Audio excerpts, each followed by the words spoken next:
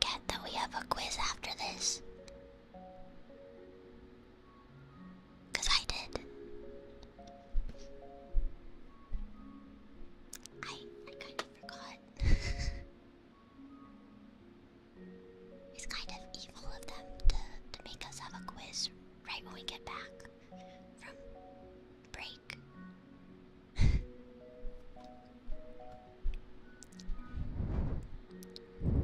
Wake up.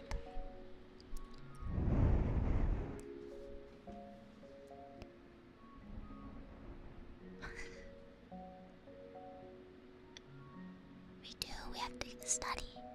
Wait, I don't know. Maybe did you study? I didn't.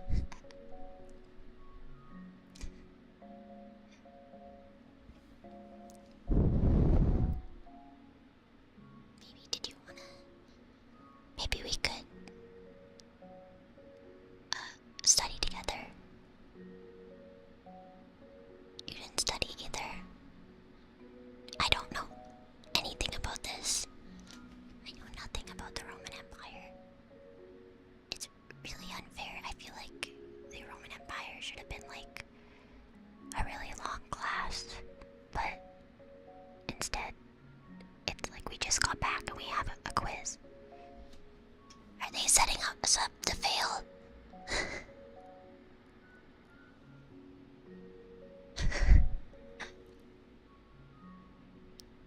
What? Okay.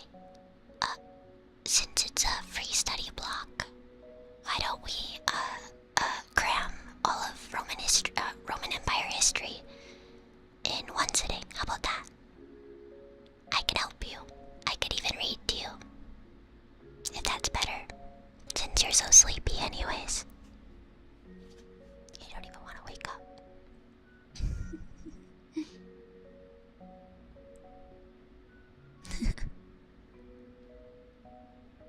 Okay.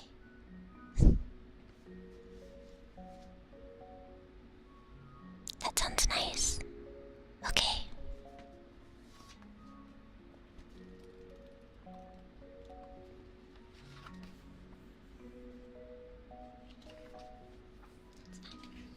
I'll find the starting page.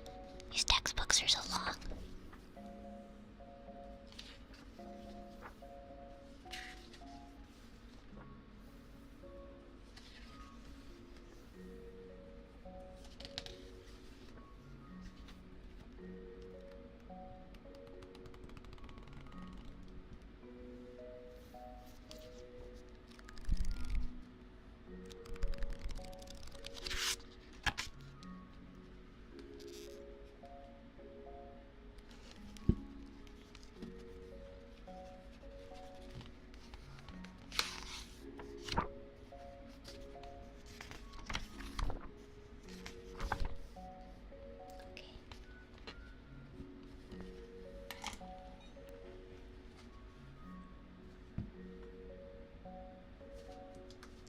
I'll start off at the beginning.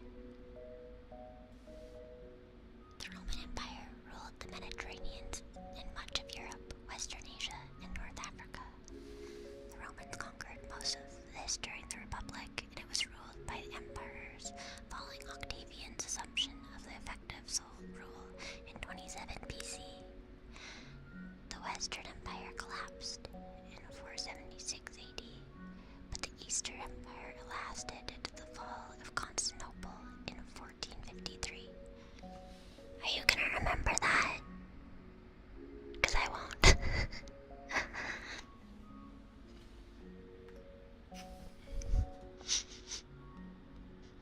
And then there's some photos here if you wanna look.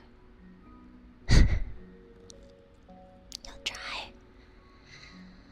By 100 BC, the city of Rome has expanded its rule to most of the Mediterranean and beyond. However, it was severely destabilized by the civil wars and political conflicts, which accumulated in the victory of Octavian over Mark Antony and Cleopatra at the Battle of Octavian.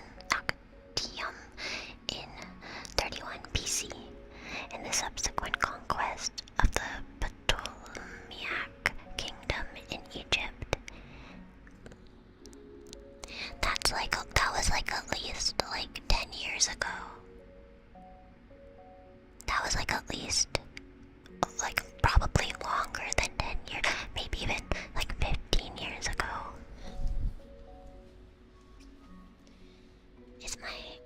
Is my audio okay, by the way? Oh, I just noticed something.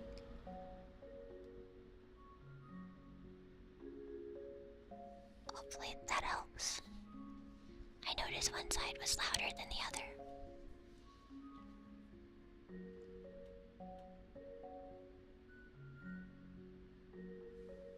Okay, sounds good.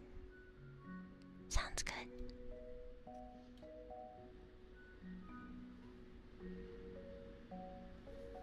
Boop, boop, boop, boop. Background music. Hi, okay.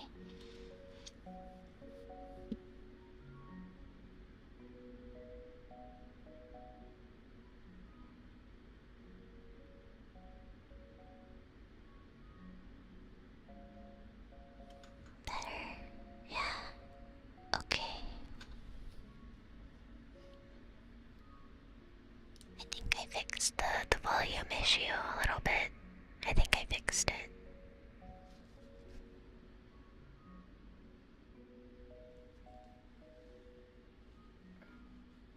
Yeah. Perfect. Okay. Yay. Yay, I'm glad. Where was I?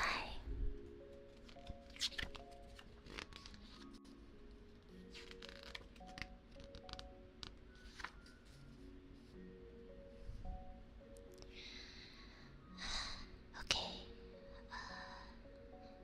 In 27 BC, the Roman Senate granted Octavian overarching military power, imperium, and the new title of Augustus, marking his accession. Uh-oh.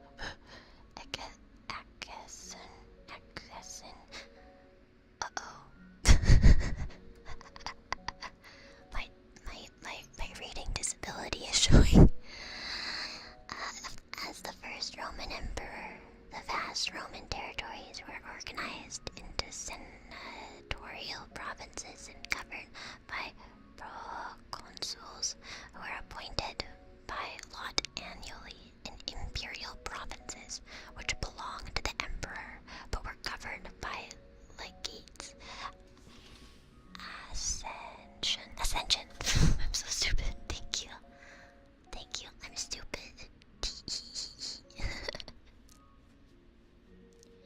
I might be stupid, but you're the one that's not studying, so. Baka.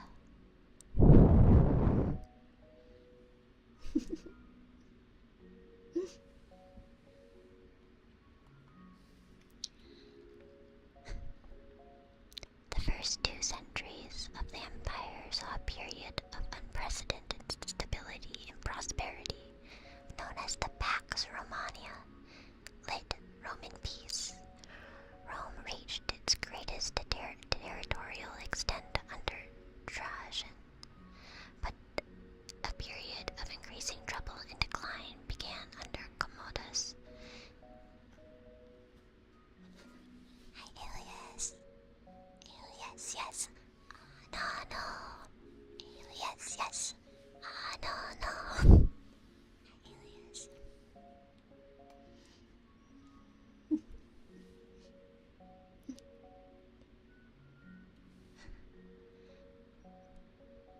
Hi, Alias. No, you're cute. Jack didn't study for our Roman history pop quiz. Well, it's all Jack. It's all the Bomb Squad. They didn't study. I definitely did study. I would never forget to study for an important pop quiz.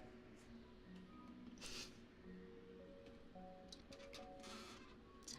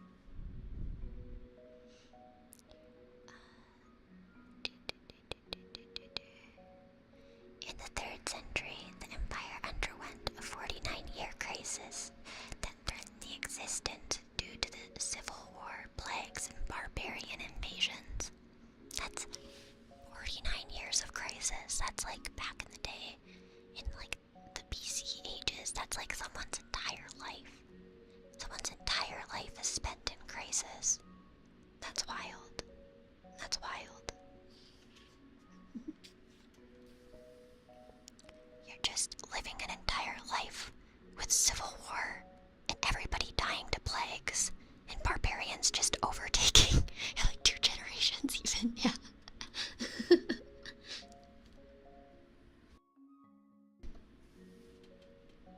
Sorry, I had to cough.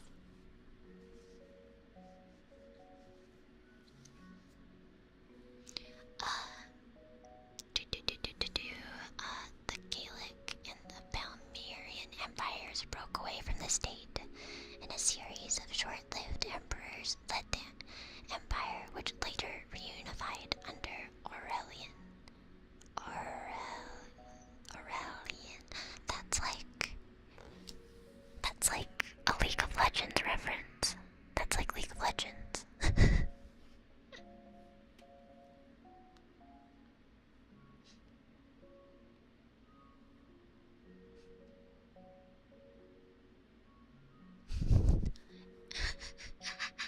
Wow, I didn't expect to see a League. I'll snap your history books if you say that again.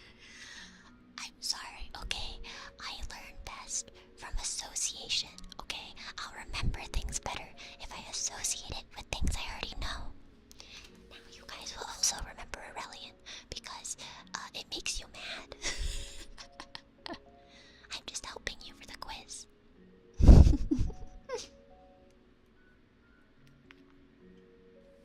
Yeah, learning method, it's just learning. Whoa, the Romans had League of Legends, that's wild. That's wild, dude, I didn't know that they had that.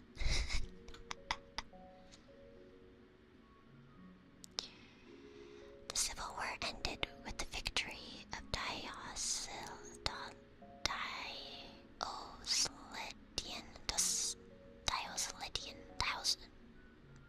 I'm gonna call him Dio,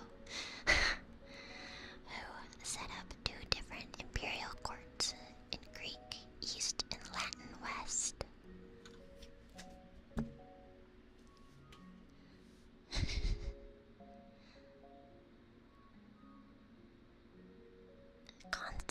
Constantine the Great, the first Christian emperor, moved the imperial seat from Rome to Byzantium in 330 and renamed it Constantinople. I know about that. I just have heard of Constantinople before, so I'm basically an expert. Constantine. February has just been Constantine month. Oh, League Talk, I'll go back to overlurking. Oh wait, do I have DVR off? There, I turned DVR off.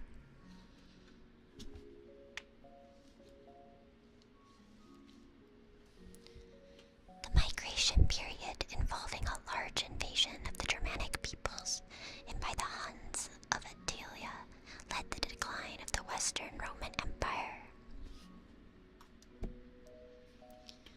With the fall of Ravenna to the Germanic Earlians and the deposition of Romulus Augustus for 76 by Odoacer, the Western Empire finally collapsed.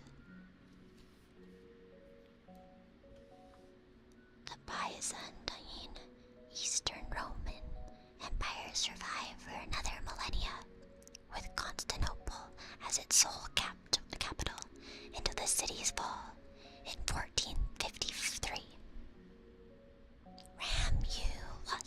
Romulus. Thank you for tutoring me. It collapsed. Sorry. Spoilers, sorry. Spoilers for the fall of the Roman Empire.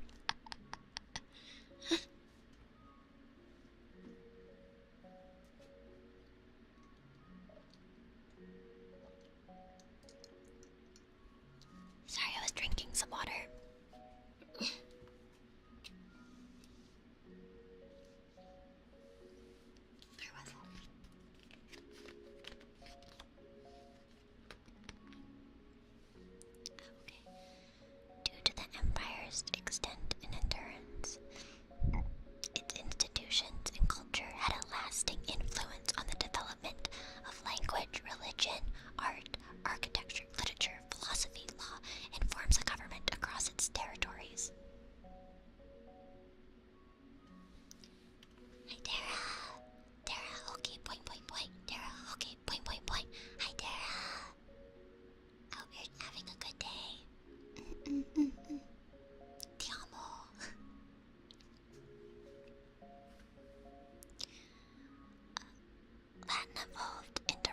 its languages, while medieval Greek became the language of the East.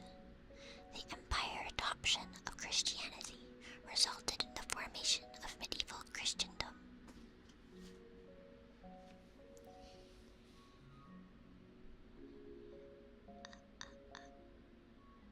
The empire, the Roman and Greek art had a profound impact on the Italian Renaissance. Rome's architecture tradition served as the basis for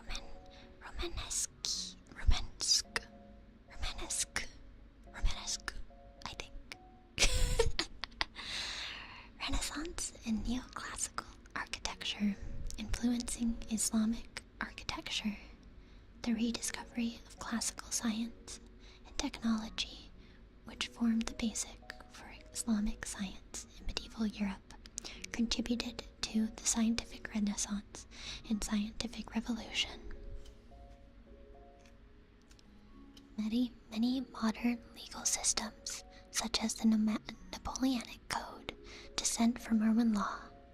Rome's reputable institutions had influenced the Italian city-states republics in the medieval periods, the early United States, and the modern democratic republics. Hi Ram! Hi Ram, how are you? Hello. I hope you're doing well. I hope you had a good birthday yesterday. I would play you a song on the recorder for happy birthday, but I don't want to blow everybody's eardrums out, so next time.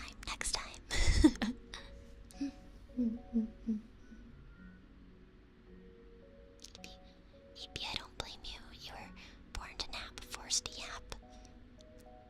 When are they just gonna let you nap, Rem? When is the Rem nap stream?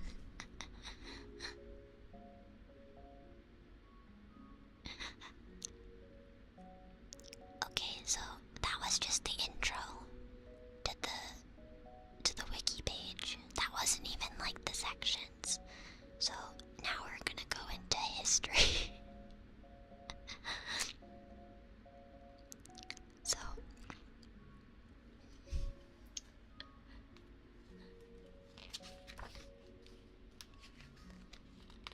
hi Tony. We're starting with the transition from a republic to an empire.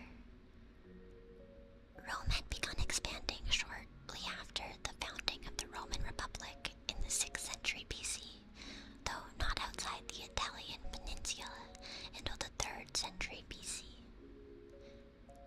Italian peninsula. Oh, there's an animation of, let me get the wiki page up 1 second, and then I can show you.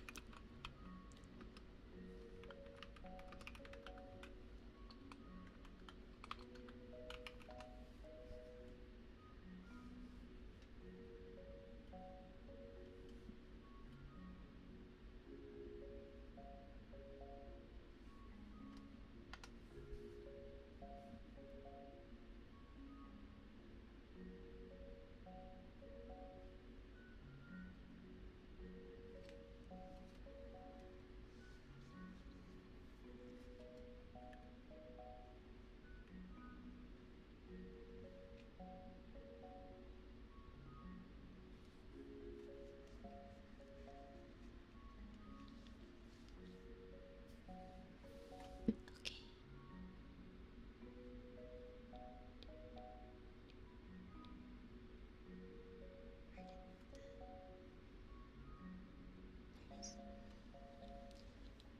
Okay.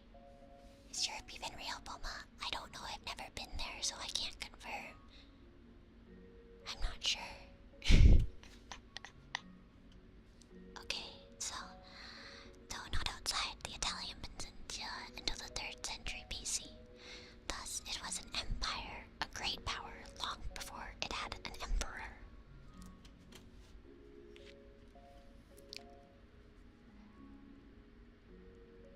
The Republic was not a nation-state in modern sense, but a network of self-ruled towns with varying degrees of independence from Senate and provinces administered by military commanders. It was governed by annually elected magistrates, Roman consuls, generals, and above all, in conjunction with the Senate. Sorry.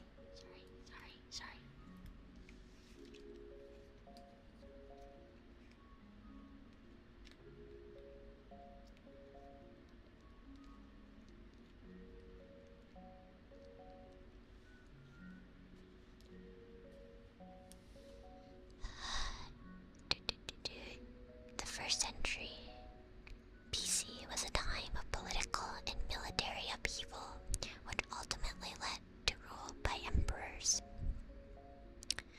The consul's military power rested in the Roman legal concept of imperium, meaning command, typically in a military sense. Occasionally, successful consuls or generals were given the honorary title of imperator. This is the origin of the word emperor, since the title was always bestowed to early emperors. Rome suffered from a long series of internal conflicts, conspiracies, and civil wars from the late century BC. See Crisis of the Roman Republic. I feel like we're just gonna stick to this page. I don't think the test is gonna get too in depth of the crisis of the Roman Republic, so I think we're good just here. Hi, Jake. In 44 BC, Julius Caesar, while greatly expanding its power beyond Italy. In 44 BC, Julius Caesar was briefly a perpetual dictator before being assassinated by a faction that opposed his concentration of power. This faction was driven from Rome and defeated at the Battle of Philippi in 42 BC by Mark Antony and Caesar's adopted son, Octavian.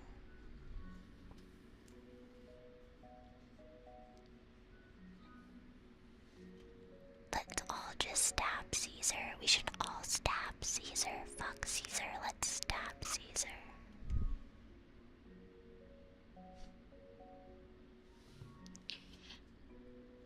Antony and Octavian divided the Roman world between them, but did not last long. Octavian's forces defeated those of Mark Antony, Cleopatra at the Battle of Octamium in 41 BC.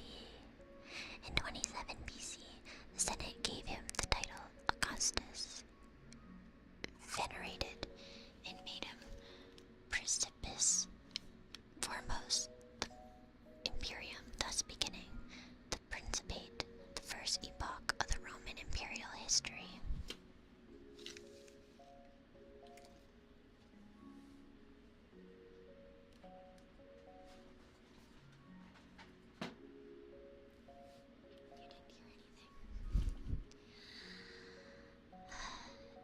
Although during the 40-year rule, a new constitutional order emerged so that, upon his death, Tiberius would succeed him as the new de facto monarch. And now the book is showing the 5 good emperors of the 96 and 180 AD.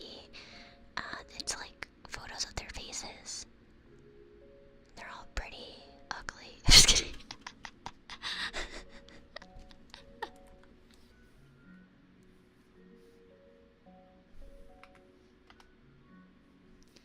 There is Nerva, Trajan, Hadrian, Antianus Pius, and Marcus Aurelius.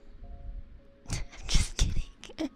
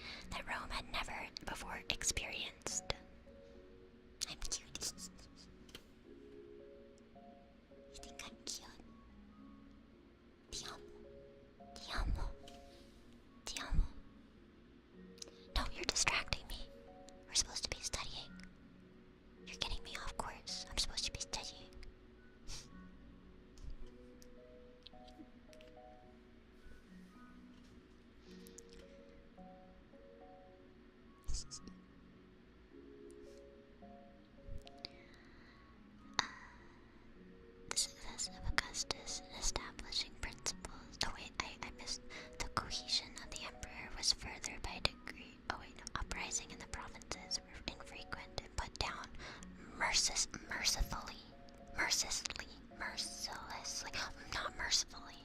They were not mercy. They were merciless and swiftly. How can you study when there's such a heat?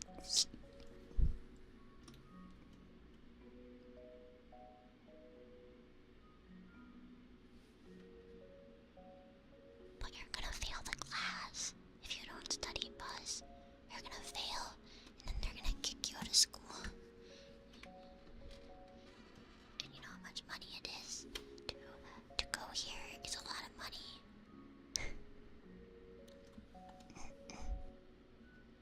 You don't want to fail, do you?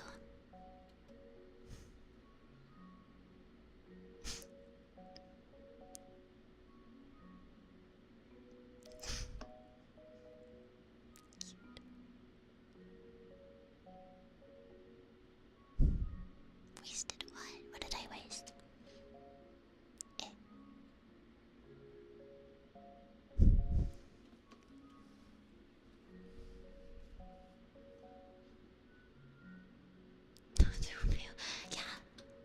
Fail. You make a great point. Those who fail history class are doomed to repeat history class. Those who fail history class are doomed to retake history class a second time.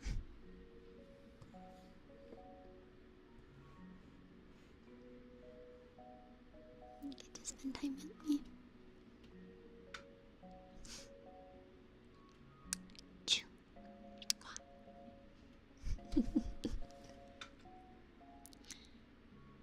The success of Augustus in establishing principles in dynastic succession was limited by his outliving a number of talented potential heirs. The Julio-Claudian dynasty lasted for four more emperors: Tiberius,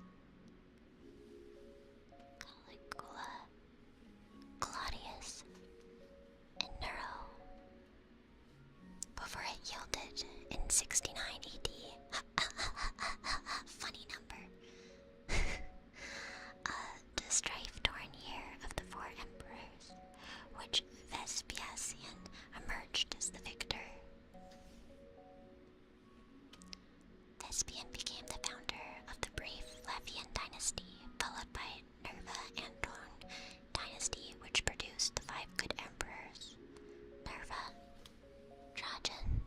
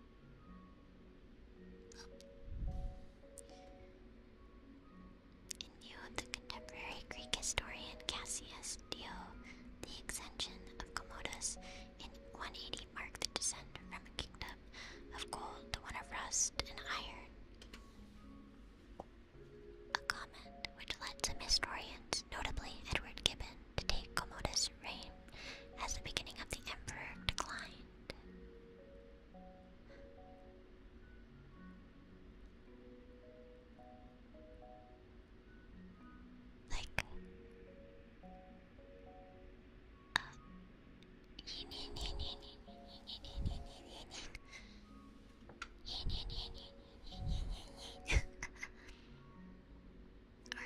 2012, during the reign of Carthaginian, Roman citizenship was granted to all freeborn inhabitants by the emperor. The servants of dynasty was Timorlius. An emperor reign was ended routinely by his murder or execution and following its collapse.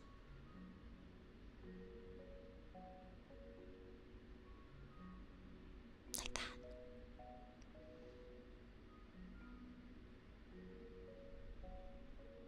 Did that sound okay?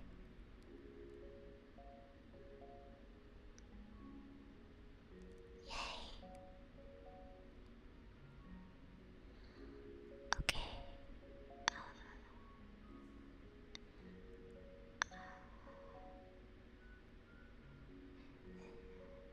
The emperor was engulfed by the crisis of the 3rd century, a period of invasions, civil strife, economic disorder, and plague. In defining historical epochs, this crisis sometimes marked the transition from classical to late antiquity. Aurelian stabilized the Roman military, and Diocletian reorganized and restored much of it in 2085. Dio's reign brought the emperor's most concentrated efforts against the perceived threat of Christianity, the Great Persecution.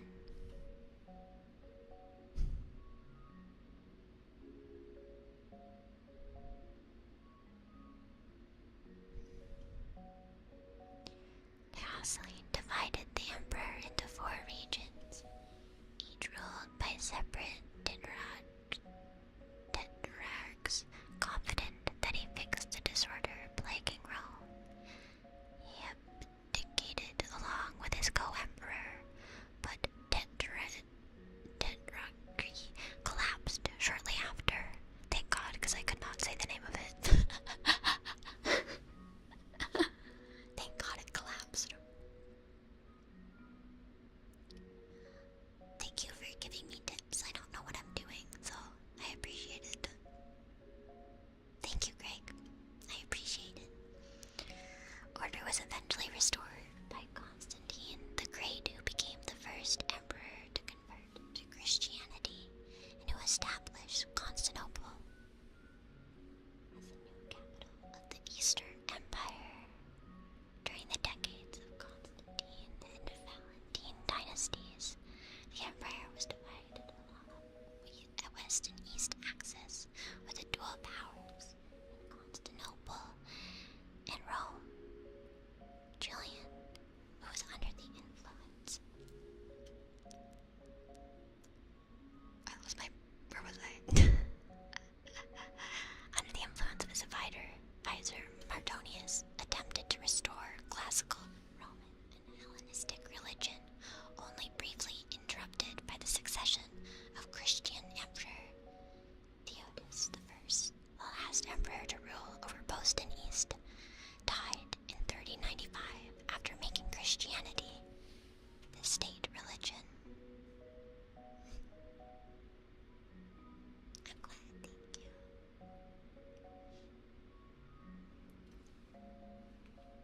Okay, more diagrams dropped, but I think it's just the Roman Empire by noting Western and Eastern divisions.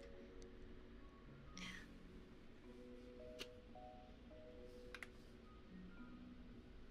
I think they should be adding them, I think, before I start talking about the things. But, oh wait, no. Okay, the next is the fall of the West and the East.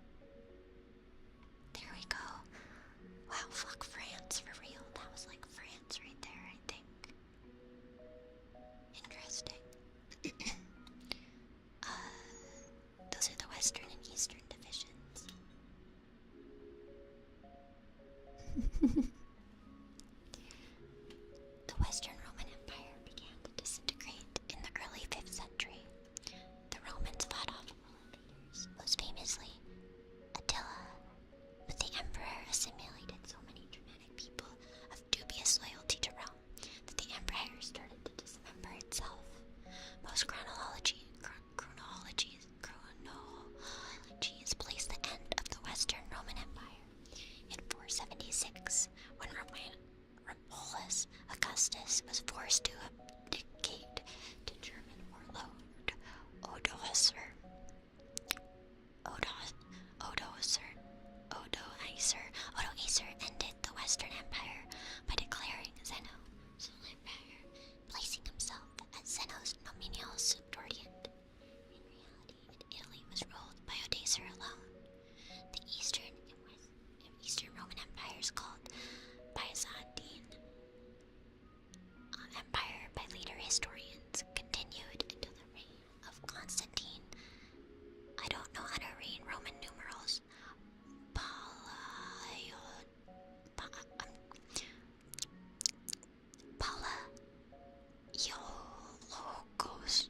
Palaiologos.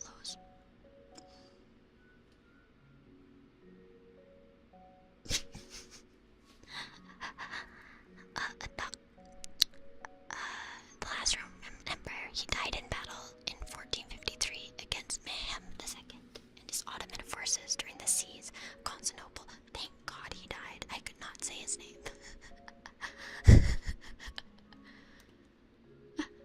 When a character dies, when a historical figure dies, because I can't say their name, and I go, hell yeah. He died in the battle in 1453 against Mayhem II and his Ottoman forces during the siege of Constantinople. Mayhem II adopted the title of Caesar in an attempt to claim connection to the former empire. His claim was soon recognized by the Patriarch of Constantinople, but not by European monarchs.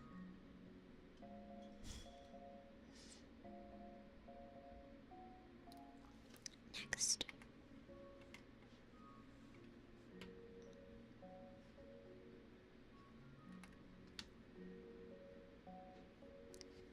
So that was the history. I think. Yes, that was the history of the Roman Empire. Now we're gonna go into geography and demography.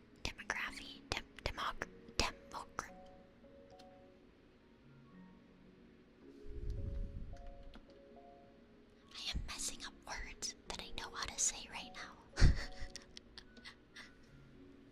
You guys, having you read over me is making me nervous. Demography. You guys are making me nervous. I did not eat breakfast. I got up and I came to class. That's what happened. I got up and I went to class. Yeah, we started with the Roman Republic. Maybe I need English class instead. Why do you hate me? I can't read. Okay, let's move on to geography and demography.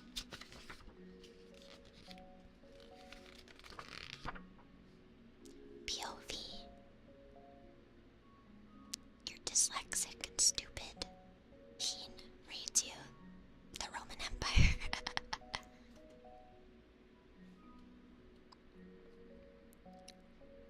The Roman Empire was one of the largest in history, with contiguous territories throughout Europe, in North Africa, and the Middle East.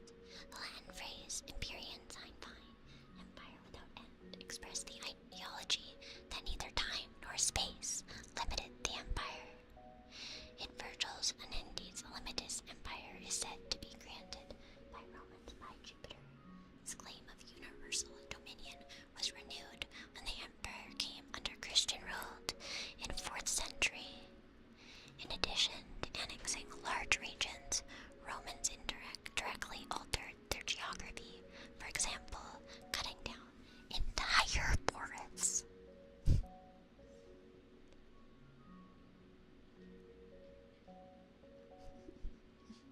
I may be dumb, but at least I'm not stupid.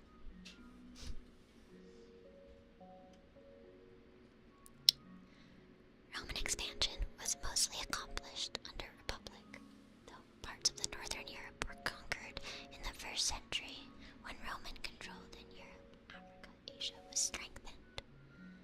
During Augustus, a global map of the known world was displayed for the first time in public at Rome, coinciding the creation of the most comprehensive political geography that survives from antiquity, the geography of Strabo.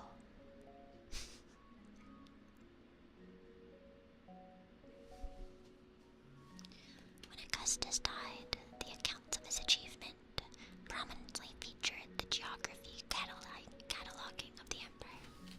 Geography, alongside meticulous records, were essential concerns of the Roman Empire administration. Thank you, Shylarker, thank you. The empire reached its largest expansion under Trajan, encompassing 5 million kilometers. Holy fuck.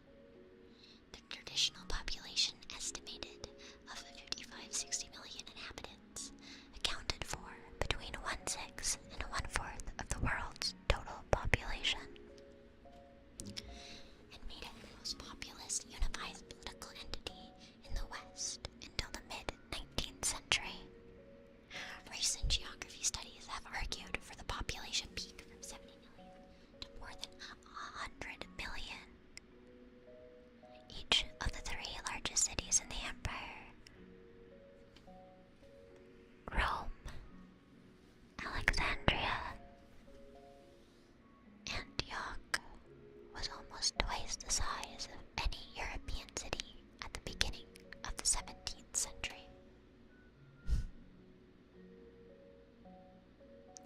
As the historian Christopher Kelly described it, then the emperor stretched from the Hadrian's Wall in drizzle-soaked northern England to the Hassan Passes of the Euphrates in Syria, from the Great Rhine to the river system which snaked across the fertile, flat lands of Europe, from the Low Countries to the Black Sea to the rich plains of the North African coast, the luxuriant Cast Nile Valley in Egypt.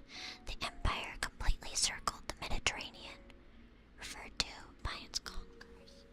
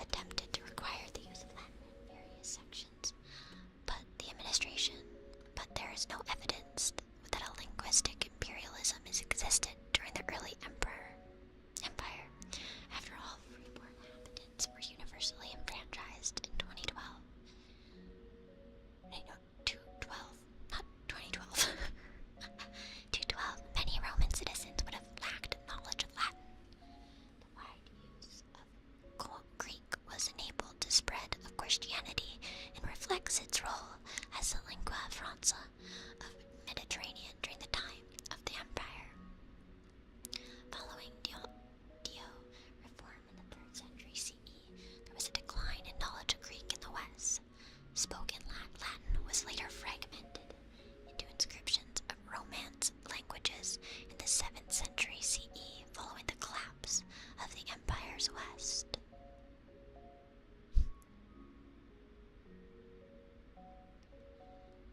The dominance of Latin and Greek among literature elites obscured the continuity of other spoken language within the Empire. Latin referred to its spoken form as Vulgar Latin, gradually replaced Celtic and Italian languages. Reference to interpreters indicated that the continued use of local languages, particularly in Egypt, with Coptic and in military settings, along with Rhine and Danube.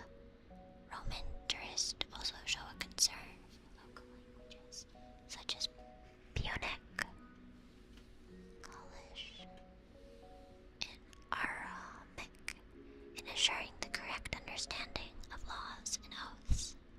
In Africa, Libya and Punic were used in inscriptions to the 20th century. In Syria, Palmyran soldiers used their dialect of Aramaic for inscriptions, an exception to the rule that Latin was the language of the military. The last reference was Gaulish was between 50 and 60. 50-60 in 575. The emergence of Gallo-Romance languages would have been shaped by Gaulish. Proto-Basque or Andean evolved with Latin loanwords to the modern Basque. The Thracian language, as are now extinct languages in Anatolia, are attested to the imperial era inscriptions.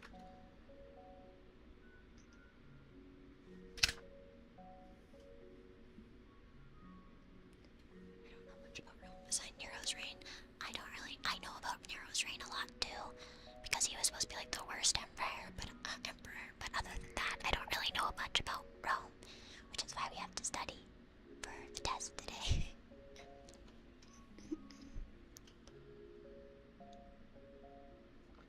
Hi, Myth, ti amo.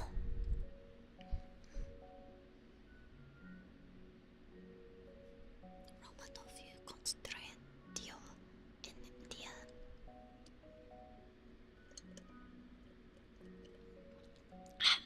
Sorry, I was drinking water. Okay. My favorite part's coming up. My favorite part. My favorite part. I'm so excited.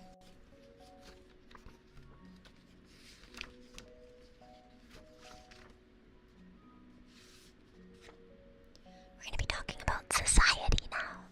I love society.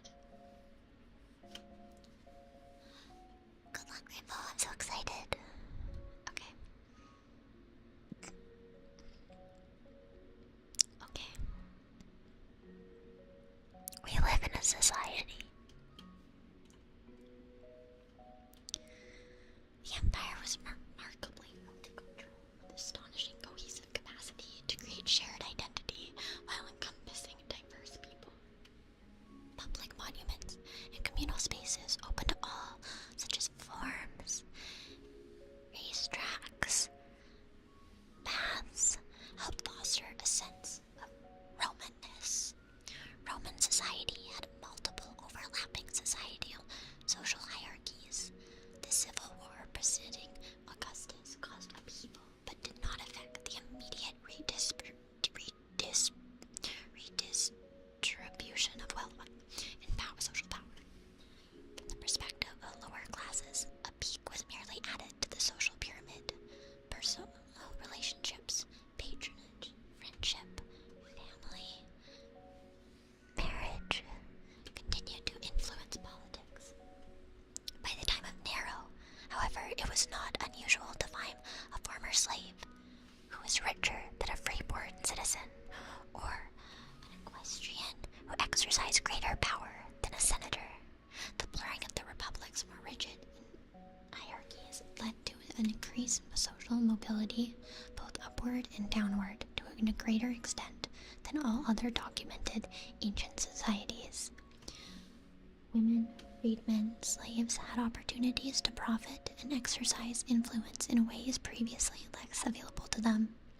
Social life, particularly for those whose personal resources were limited, was further fostered by a prolific and voluntary association in confraternities, professional and trade guilds, and veteran groups, and religious societies, drinking and dining clubs, performing troops, and burial societies. What the fuck is a burial society?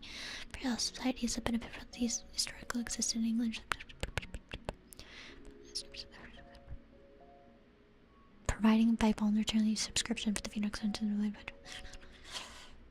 Oh, I see. Okay. Sorry, ADHD moment. Sorry, ADHD be like. According to Juris Gaius, the essential distinction in Roman laws of persons was that all humans, this is legal status, that all humans were either free or slaves. The legal status of free person was further defined by their citizenship. Most citizens held limited rights, such as Latin right, but were entirely entitled to legal protections and privileges not enjoyed by non-citizens. Free people, not considered citizens, but living within the Roman world, were peregrini, non-Romans. In 2012, Constitutio Antoninian extended citizenship to all freeborn inhabitants of the empire. This legal Eclairian requirement of far-reaching revision of existing laws that distinguish between citizens and non-citizens.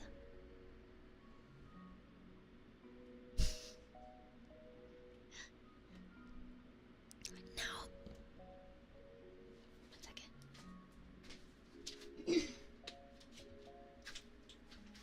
I walked away to clear my throat. Now we're doing women in Roman law. Freeborn Roman women were considered citizens, but did not vote, hold political office, or serve in the military. A mother's citizen status determined that of her child, as indicated by the phrase ex dubius civibus Romanus natos, child born of 2 Roman citizens. A Roman woman kept her own family name, nomen, for life. Children most often took their father's name, with some exceptions. Women could own property, enter contracts, engage in business. Inscriptions throughout empire honor women as benefactors in funding public works, an indication that they could hold considerable fortunes. Some women are okay. Am I one of the some women that is okay? The archaic manus marriage, in which the woman was subject to her husband's authority, was largely abandoned by imperial era, and a married woman retained ownership of any property she bought into the marriage. Technically, she remained under her father's legal authority, even though she had moved on to her husband's home, but when her father died, she became legally emancipated. This arrangement was a factor in the degree of independence Roman women enjoyed compared to many other cultures up into the modern period. Although she had to answer to her father in legal matters, she was free of his direct scrutiny in her daily life. Her husband had no legal power over her. Although it was a point of pride to be a one-man woman who had married only once, there is little stigma attached to divorce, nor to the speedy remarriage after being widowed or divorced. Girls had equal inheritance rights with the boys if their father died without leaving a will. A mother's right to own and dispose of property, including setting the terms of her will, gave an enormous influence over her sons into adulthood.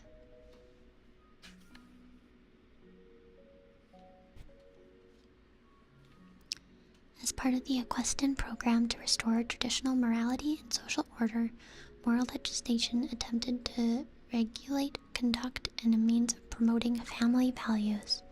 Adultery was criminalized, defined broadly as illicit sex between a man and male citizen, and a married woman, or between a married woman and any man other than her husband.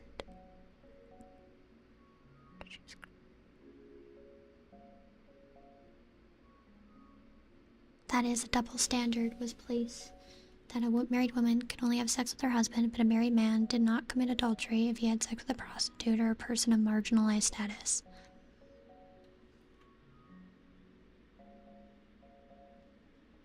Okay. Childbearing was encouraged. A woman who had given birth to 3 children was granted symbolic honors and greater legal freedom. I realized the double standard as I was reading. That's why I reread it and went back. I was like, wait, what? Okay. Slaves in the law. At the time of Augustus, as many as 35% in Roman Italy were slaves, making Rome one of the 5 historical slave societies in which slaves constituted at least a fifth of the population and played a major role in the economy. Slavery was a complex institution that supported traditional Roman social structures as well as contributing economic utility. In urban settings, slaves might be professionals such as teachers, physicians, chefs, and accountants. The majority of slaves provided trained or unskilled labor. Agricultural industry such as mining and milling relied on the exploitation of slaves. Outside of Italy, slaves were on average an estimated 10 to 20% of the population, sparse in Roman Egypt, but more concentrated in some Greek areas. Expanding Roman ownership of arable land industries affected pre-existing practicing of slavery in the province. Although slavery has often been regarded as waning in the 3rd and 4th century, it remained an integral part of Roman society until the gradually ceasing in 6th and 7th industry disintegration of the complex imperial economy. Laws pertaining to slavery were extremely intricate. Slaves were considered property and had no legal personhood. They could be subjected to forms of corporal punishment not normally exercised on citizens, exploitation, torture, and a summary execution. A slave could not, as a matter of law, be... Oh.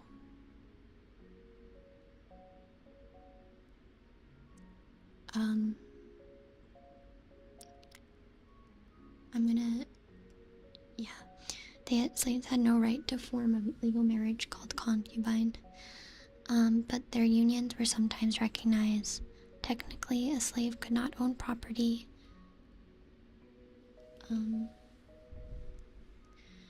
But a slave who conducted business might be given access to individual funds that he could use, depending on the degree of trust and cooperation between the owner and the slave.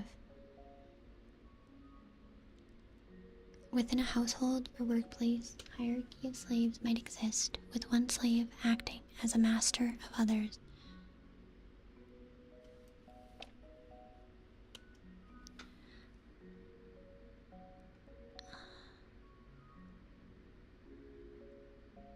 Talented slaves might be accumulated a large enough peculium to justify their freedom or be manumitted for services and rendered.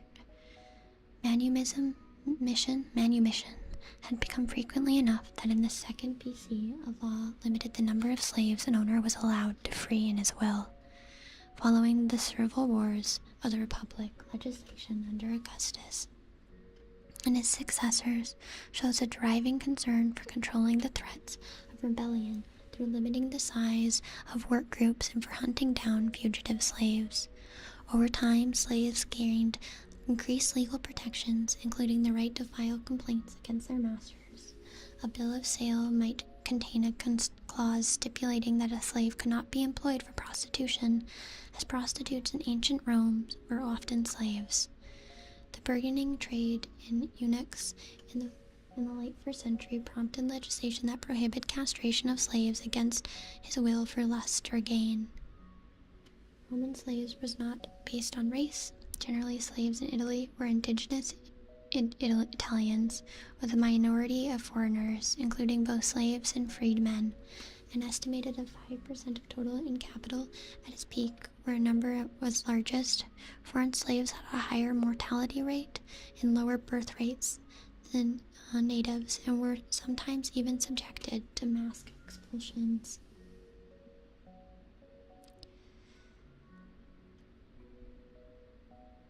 The average recorded age at death for the slaves of the city of Rome was 17 and a half years old.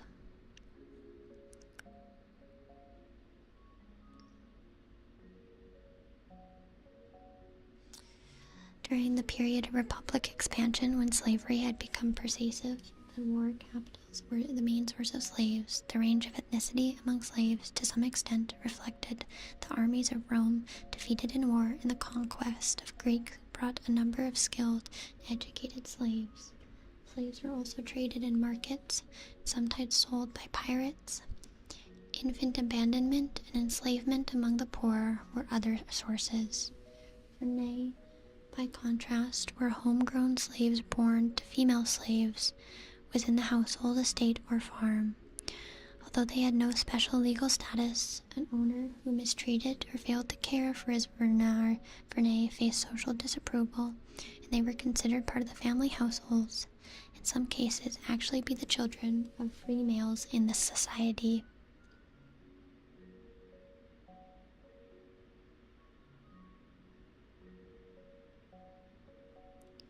Freedmen.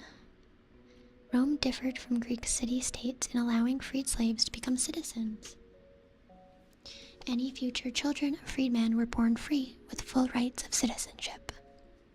After manumission, a slave who had belonged to Roman citizens enjoyed active political freedom, including the right to vote. His former master became his patron. The two continued to have customary and legal obligations to each other. A free man was not entitled to hold public office or the high state priesthood, but could play a priestly role. He could not marry a woman from a senatorial family, nor achieve legitimate rank himself. But during the early empire, freedmen held key positions in government bureaucracy, so much that Hadrian limited their participation by law. The rise and success of freedmen through the political and influence or wealth is characteristic of early imperial society. The prosperity of a high-achieving group, freedmen, is attested by inscriptions throughout the empire. Did they win?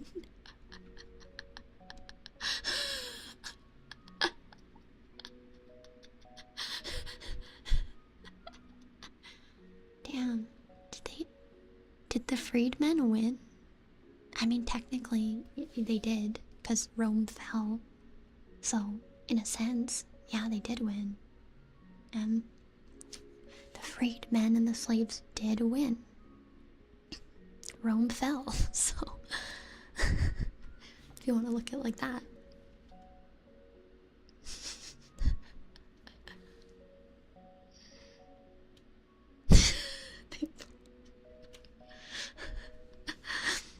The Latin, census, right? The Latin word is translated variously and inexactly into English as class, order, and rank. One purpose of the Roman census was to determine the ordo to which an individual belonged. Two of the highest ordenes in Rome were senatorial or equestrian. Outside of Rome, cities or colonies were led by decurions, or known as Curalis. I think this is not about slavery anymore. I think this is just about like census in general, because we're still in the society section. So I think this is just about like class and order and rank throughout. Yeah.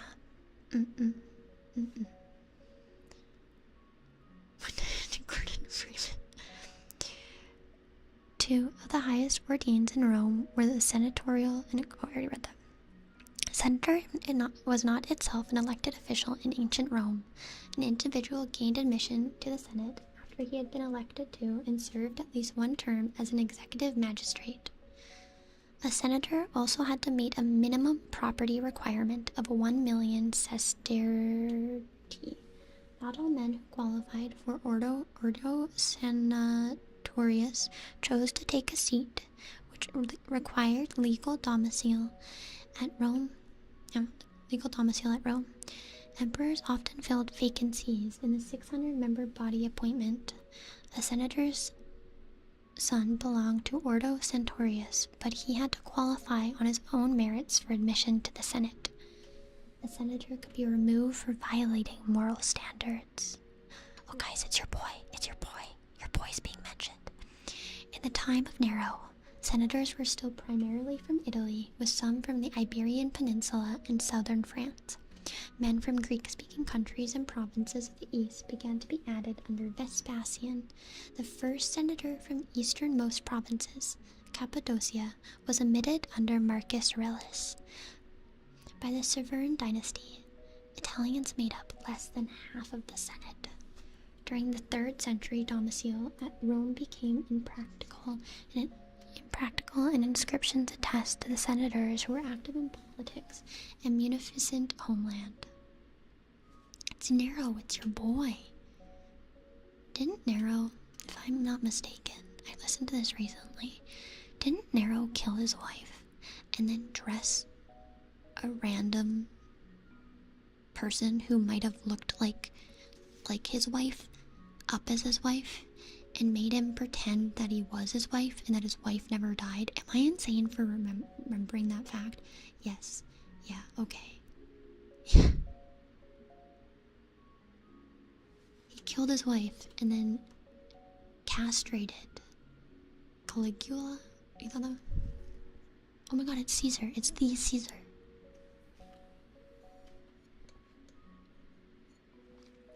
Pretty much. Oh yeah, I watched a video on Nero recently. He played his harp while Rome burned down. I think that was like when they said that one girl ate cake. It was more like an expression, not like that they actually did.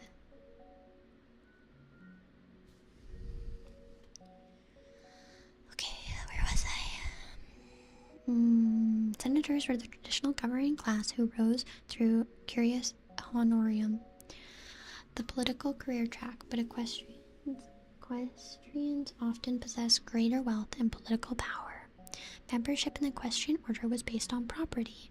In Rome's early days, equestrians were knights who had been distinguished by their capacity to serve as mounted warriors, but cavalry services was a separate function in the empire.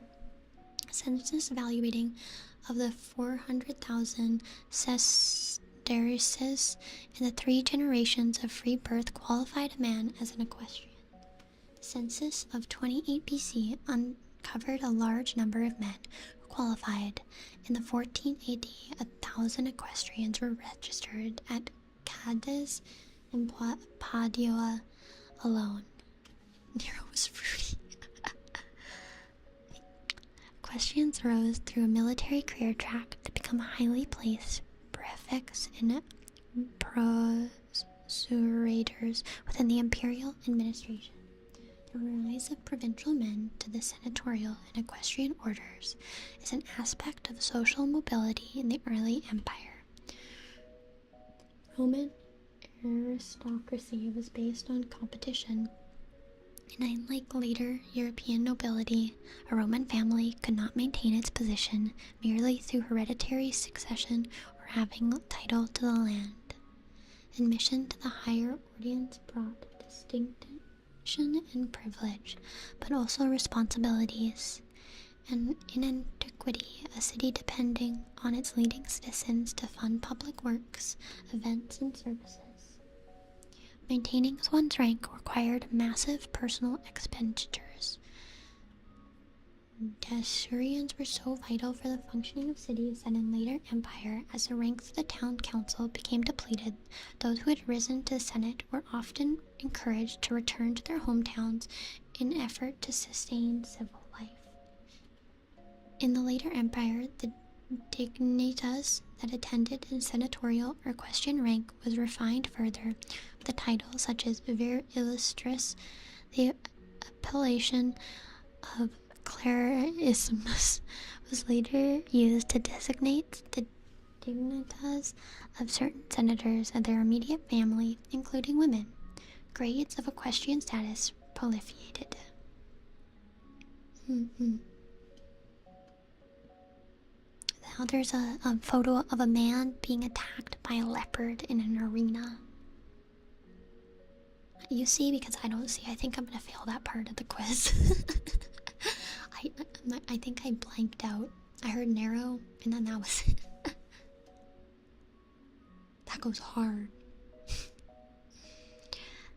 The next part is on equal justice.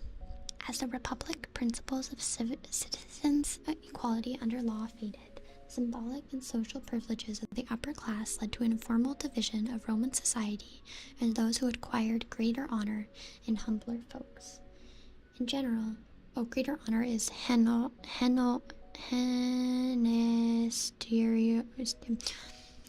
those Henosterius were member of the three high orders, along with certain military officers.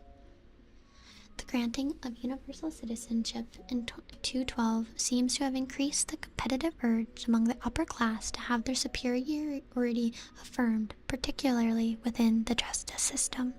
Sentencing depended on the judgment of the presiding official as to the relative worth dignatas of the defendant. The honestior may pay a fine for the crime for which the humilior, which is the more humbler folk, would receive a scourging. So the more in uppers, like those who were more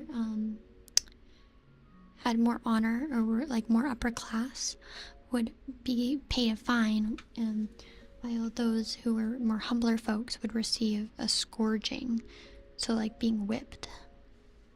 Execution, which was an infrequent legal penalty for free men in the Republic, could be quick and relatively painless for those who were in the upper society, while more humbler people might be suffered for all kinds of torturous death previously reserved for slaves, such as crucifixions, condemnations of the beast. In the early empire, those converted to Christianity could lose their standing as a higher class person, especially if they declined to fulfill their religious responsibilities, and thus became subject to punishment that created the conditions of martyrdom. You get a premium death. Yeah, you get a premium death if you... Yeah, so the richer and more upper class people just paid fines, while the other people are like subject to harsher punishments.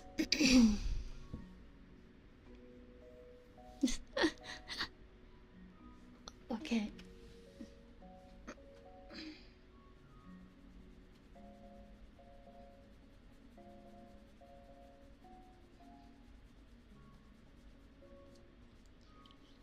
Next part is government and the military. I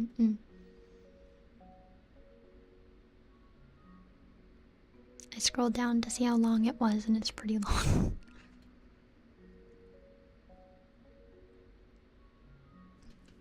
Stretch? Yeah, I can stretch.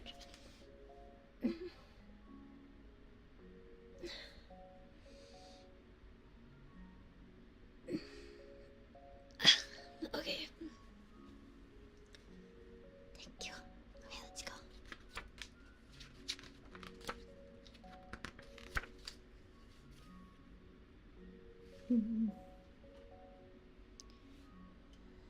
The three major elements of the imperial state were the central government, the military, and the provincial government. The military established control of a territory through war, but after a city or people were brought under treaty, the mission turned to policing, protecting Roman citizens, agricultural fields, and religious sites. The Romans lacked sufficient manpower or resources to rule through force alone. Cooperative with local elites was necessary to maintain order, collect information, and extract revenue The Romans often exploited internal political divisions. The communities with demonstrated loyalty to Rome retain their own laws, could collect their own taxes locally. In exceptional cases, were exempt from the Roman taxation. Legal privileges and relative independence incentivized compliance. Roman government was thus limited, but efficient in its use of available resources. I forget to say hydrate. Thank you. I'm almost out of water. I wonder if they did tax evasion. I wonder if they did tax evasion too. I ran out of water. And the continually lopsided patterns with tactic. Really? Just with tactic? Central government. An imperial cult of ancient Rome identified emperors and some members of their family with divinely sanctioned authorities. The rite of apotheosis, a significant deceased emperor deification. The dominance of the emperor was based on the consolidation of power from several republican offices. The emperor made himself the central religious authority as the Pontific Maximus, and centralized the right to declare war and ratify treaties and negotiate with foreign leaders. While these functions were clearly defined during the Principate, the emperor's power over time became less constitutional and more monarchical, culminating into the dominate. The emperor was the ultimate authority in policy and decision-making, but in the early Principate he was expected to be accessible and deal personally with official business and petitions. A bureaucracy formed around him only gradually. The Julio-Claudian, the emperor relied on an informal body of advisors that included not only senators and equestrians, but trusted slaves and freedmen. After Nero, our boy, Nero mentioned, the influence of the latter was regarded into the suspicion, and the emperor's council became subject to official appointment for greater transparency. Through the Senate took a lead in a policy discussion until the end of the Antoine dynasty. Equestrians played an increasingly important role in concilium. The women of the emperor's family often intervened directly in his decisions. I have Roman Empire's ancestors. I used to be in the games. I used to eat people. I used to go. I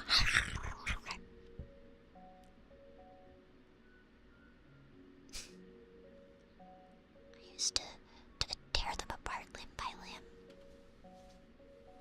Hot. Access to the emperor might be gained at the daily reception, a development of traditional homage paid to his patrons, a public banquet hosted at the palace, and religious ceremonies. The common people who lack this access could manifest their approval or displeasure as a group at games. And by the 4th century, the Christian emperors became remote figureheads who issued general rulings, no longer responding to individual petitions. While the Senate could do little short of assassination and open rebellion to contravene with the will of the empire, it remained its symbolic political centrality. The Senate legitimized the emperor's rule, and the emperor employed senators as legislates, generals, diplomats, and administration. The practice source of the emperor's power and authority was military. The legionaries were paid by imperial treasury and swore an annual oath of loyalty to the emperor. Most emperors chose a successor, usually a close family member or an adopted heir. The new emperor had to seek a swift acknowledgement of his status and authority to stabilize the political landscape. No emperor hoped to survive without allegiance of the Praetorian Guards and the legions. To secure their loyalty, several emperors paid donativium, a monetary reward. In theory, the Senate was entitled to choose the new emperor, but did so mindfully and acclimated by the army of Praetorians.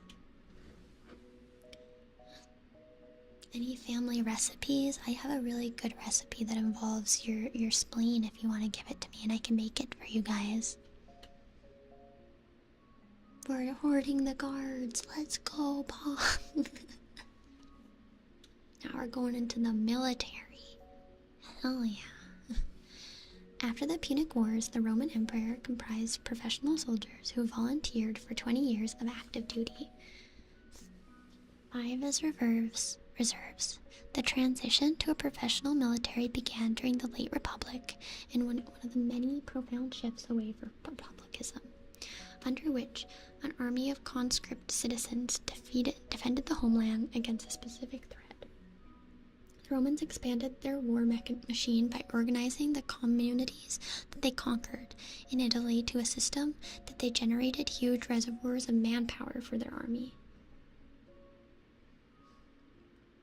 The pervasiveness of military garrisons throughout empire was a major influence in the process of Romanization.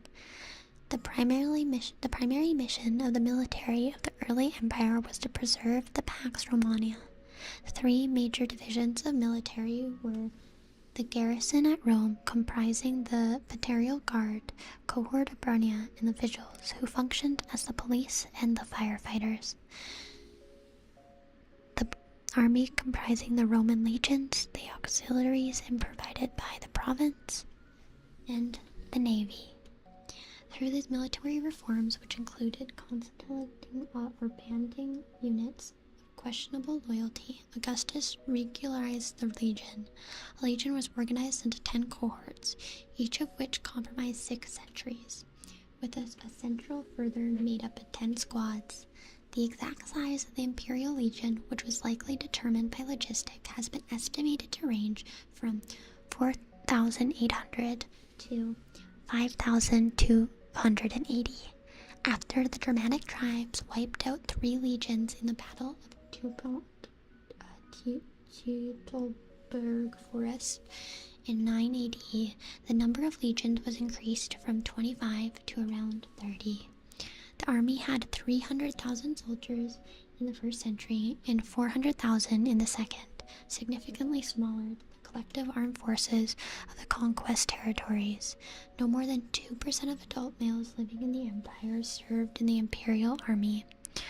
Augustus also created the Praetorial Guard, 9 cohorts, ostensibly maintained the public peace, which garrisoned in Italy. Better paid than legionaries, the Praetorial only served 16 years. The auxilia were recruited from among the non-citizens. Organized in smaller units of roughly cohort strength, they were paid less than the legionaries, and after 25 years of service were rewarded with Roman citizenship, also extended to their sons. Hi, Raven. There are roughly as many auxiliaries as there were legionaries, thusly around 125,000 men, implying approximately 250 auxiliary regimes. The Roman cavalry of the East Empire were primarily Celtic, Hispanic, or Germanic areas. Several aspects of training equipment derived from Celts. The Roman navy not only aided in the supply and transports of the legion, but also in the protection of the frontiers along the rivers, Rhine and Danube. Another duty was protecting maritime trade against pirates. It patrolled the Mediterranean Sea, parts of the North Atlantic coast, and the Black Sea. Nevertheless, the army was considered the senior and most prestigious branch.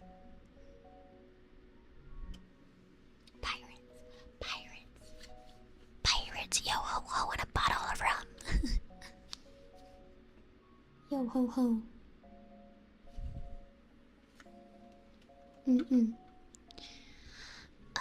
Okay, where are we? Next, we are on the provincial government. An annexed territory became a Roman province in 3 steps: making registers of cities, taking a census, and surveying the land. Further government record-keeping, including births, deaths, real estate transactions, and judicial proceedings. In the 1st and 2nd century, the central government sent out around 160 officials annually to govern outside of Italy. Among these officials were Roman emperors, magistrates elected at Rome gave the name of the Roman people governed seigneurial provinces, or governors usually of equestrian rank who held the imperium on behalf of the emperor. Imperial provinces, most notably Roman Egypt. The governor had to make himself accessible to the people he governed, but could also delegate various duties.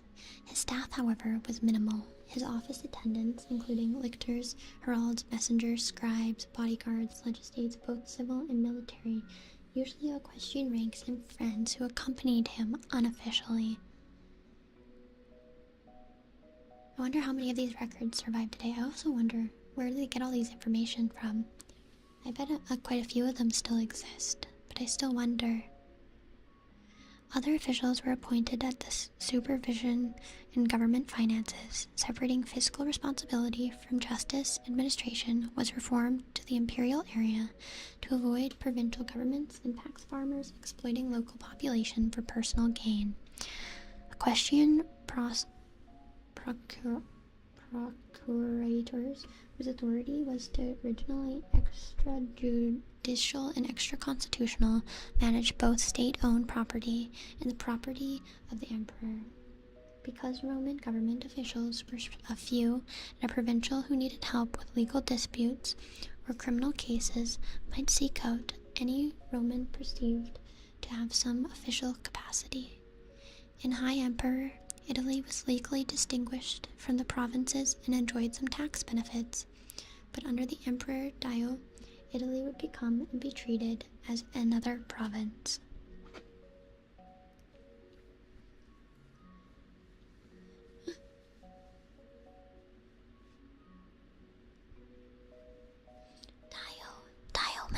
Dio mention, let's go. No tax, baby. There's some pictures of some guys. It looks pretty, they look pretty old. Not the guys, but the photos. Roman courts held original jurisdiction over the cases involving Roman citizens throughout the emperor, but these were too few judicial functionaries to impose Roman law uniformly in the province. Sorry, 1 second.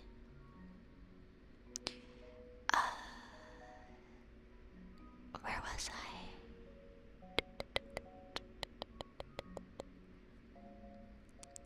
Most parts of the Eastern Empire also had well-established law codes and judicial procedures. Generally, it was Roman policy to respect the most regional tradition or law of the land, and to regard local laws as a source of legal precedent and social stability.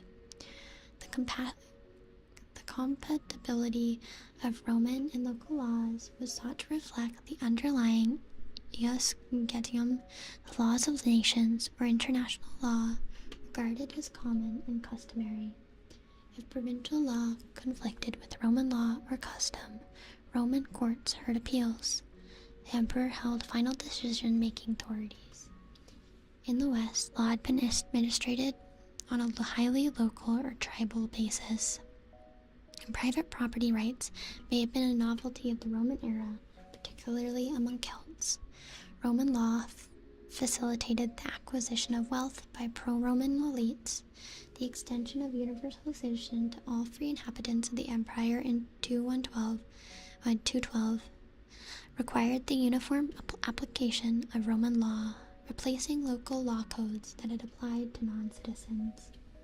Dio's efforts to stabilize the empire after the crisis of the 3rd century included 2 major compilations of the law.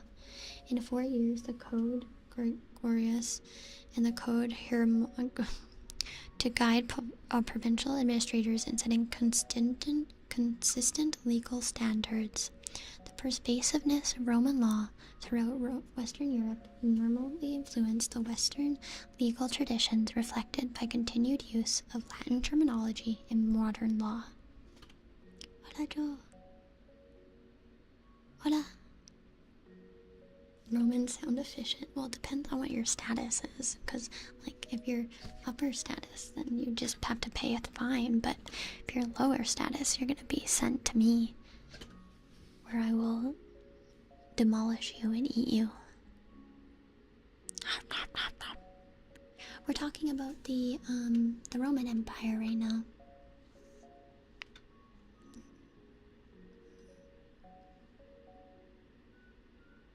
So now you guys want to do tax evasion? You want to be eaten?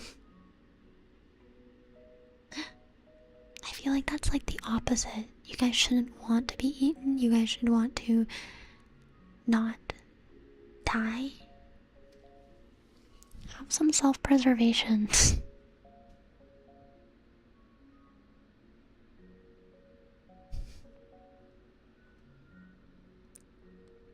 I was gonna bite you, but that's what you want, isn't it? You sick and twisted. And I also think a sensei's watching, so.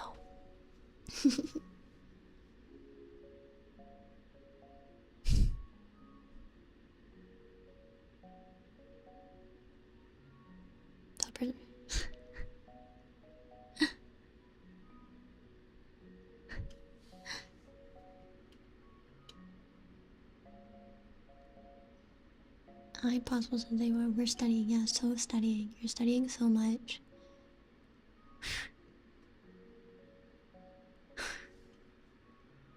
But it's not a punishment anymore. You want to die.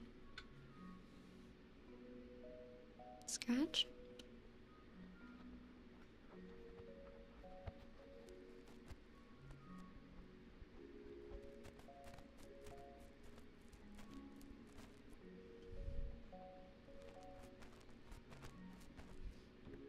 Like that?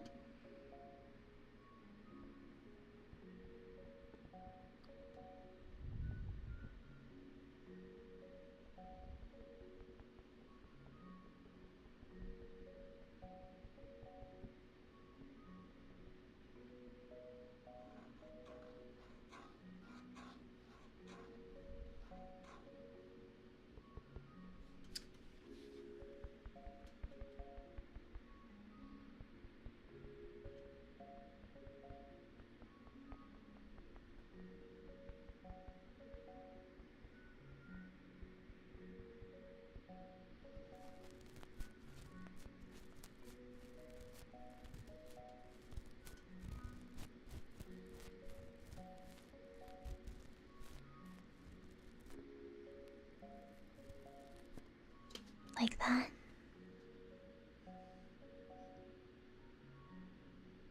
We're supposed to be studying. You guys are getting distracted.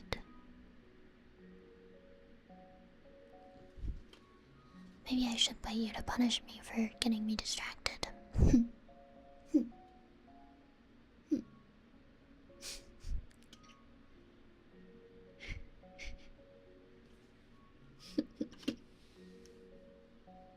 Wait, it's not a punishment though. Keep forgetting that. Pretty cool. Me?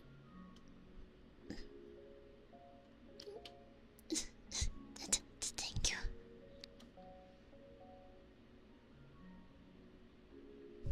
Yes, Roman history does not wait for anybody. If we don't learn from Roman Empire history class, we're bound to repeat Roman Empire history class.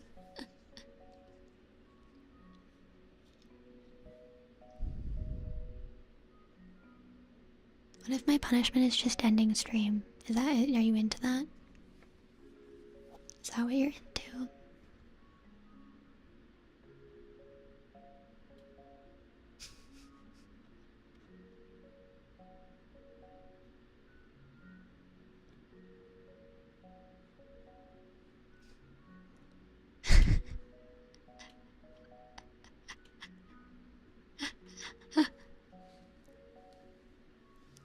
They know that I'll do it. That's the worst part. You're here to hear the fall of Rome. Hello, welcome, Demon King. We're talking about taxation right now.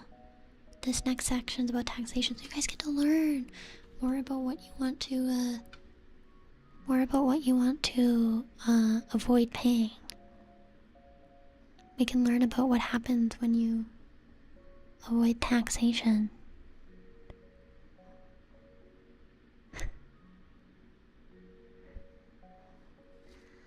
Taxation into the empire amounted to about 5% of its gross product. The typical tax rate for individuals ranged between 2 to 5%. The tax code was bewildering in its complicated systems of direct and indirect taxes. Some paid in cash, some in kind.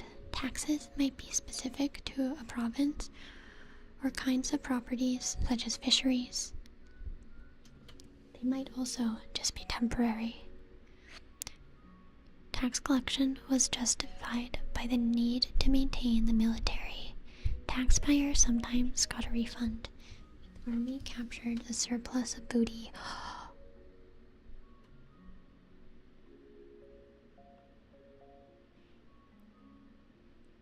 Kavinsky.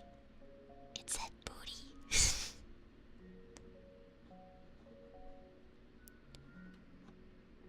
As tax. Damn, Shadi, you are so fat. How much you be taxed for that shit?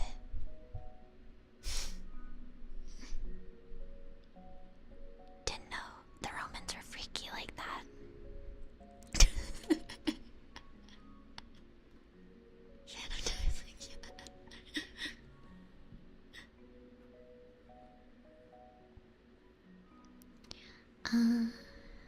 Source: the indirect revenue was on individuals. In-kind taxes were accepted from less monetized areas, particularly those who could supply grain or goods to army camps. The primary source of direct tax revenue was individuals who paid a poll on the tax of their land, construed as a tax on its produce or productive capacities. Tax obligations were determined by the census. Each head of the household provided a head count of his household as well as the accounting of his property. A major source of indirect tax revenue was portia, customs and tolls on the trades, including among provinces. Towards the end of his reign, Augustus instituted a 4% tax on the sale of slaves, which Nero shifted to the purchase to the dealer, who responded by raising their prices. An owner who monumented a slave paid a freedom tax, calculated at 5% of the value. An inheritance tax of 5% was assessed when Roman citizens above a certain net worth left property to anyone outside their immediate family. Revenues from the estate tax and from the auction tax went towards veterans' pension funds.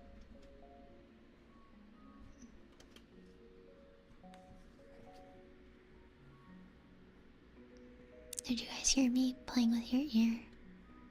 I don't know if you could hear it.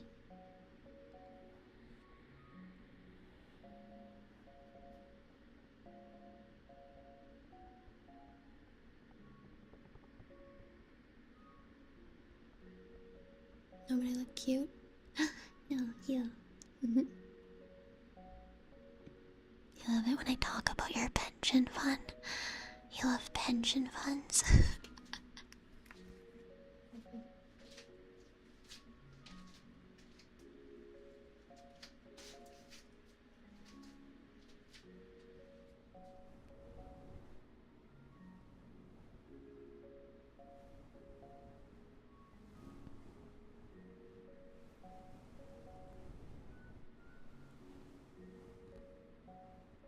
Can you hear that?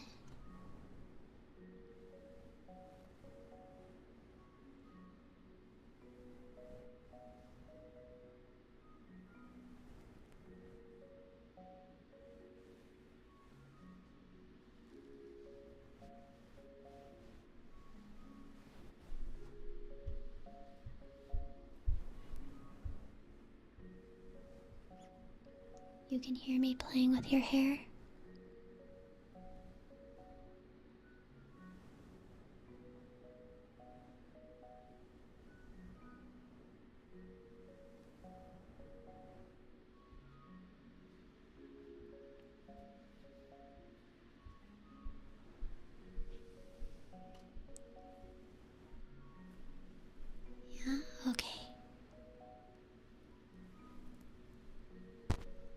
inheritance tax. Lower taxes helped the Roman aristocracy increase their wealth, which equaled or exceeded the revenues of central government.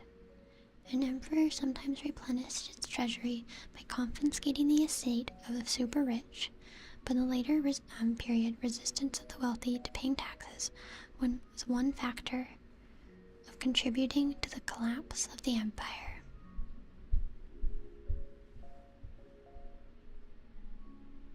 Sounds nice. You like when I play with your hair and read to you about the Roman Empire?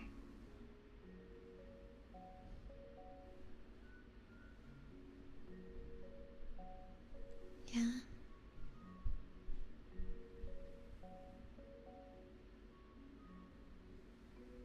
Next, we're going to be talking about the economy, so.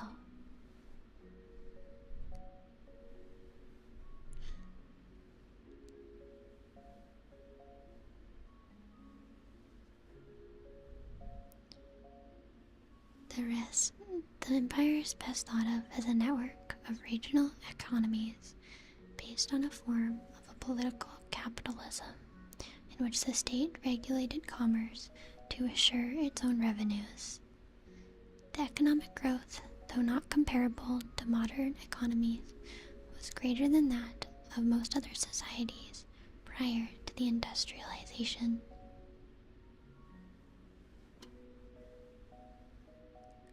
Oh, hell yeah.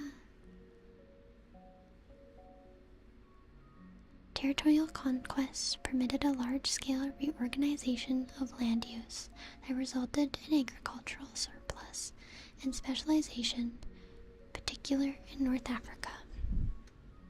Some cities were known for particular industries. The scale of urban building indicated a significant construction industry.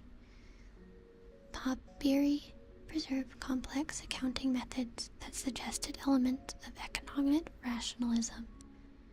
The empire was highly monetized. The means of communication and transport were limited in antiquity. Transportation of the 1st and 2nd century expanded greatly, and trade routes connected regional economies. The local supply contracts for armies drew on local suppliers near the base, without the border, and across provincial borders. Economic historians vary in their calculations of gross domestic products during the Principate.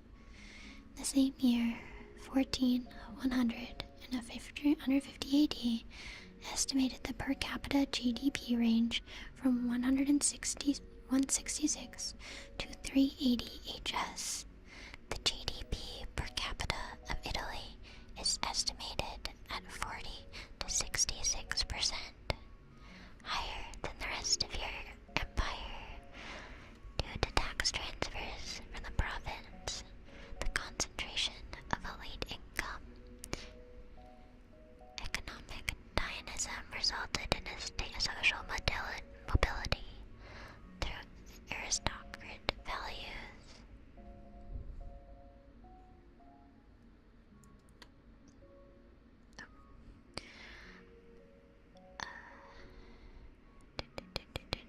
Where was I? Wealth requirements for rank indicate a strong plutocracy. Prestige could be attained by investing one's wealth in grand estates or townhomes, luxury items, public entertainment, funerary monuments, and religious dedications. Guides and corporations provided support for individuals to succeed through networking. There can be little doubt that the lower class of provincial towns of the Roman Empire enjoyed a high standard of living, not equal again in Western Europe until the 19th century. Households in the top 1.5% of the income distribution captured about 20% of income. The vast majority produced more than half of the total income, but lived near substance.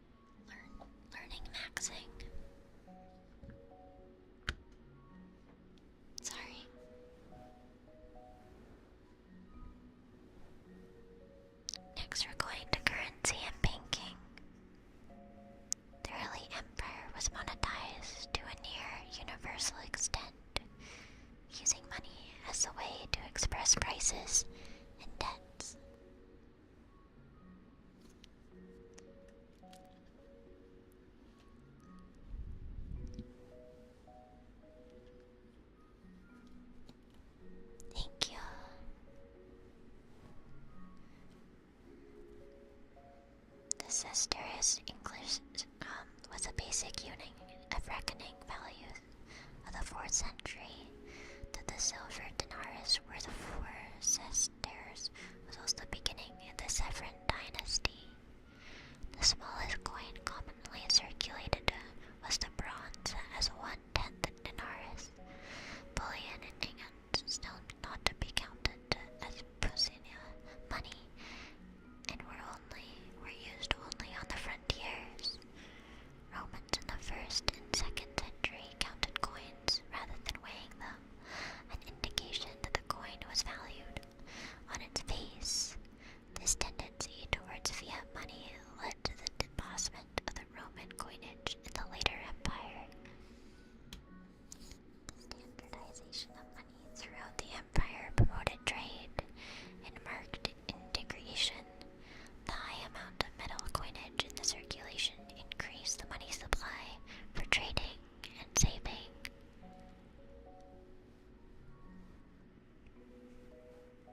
Banks of the classes antiquity typically kept less in the reserves than the full total of the customer's deposits.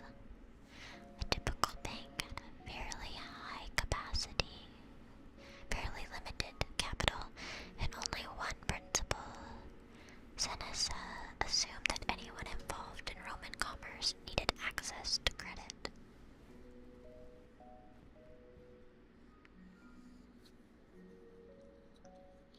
A professional deposit banker received and held deposits for a fixed or indefinite term and lent money to the third parties. The senatorial elite was involved heavily in private lending, both as a creditor and as a borrower.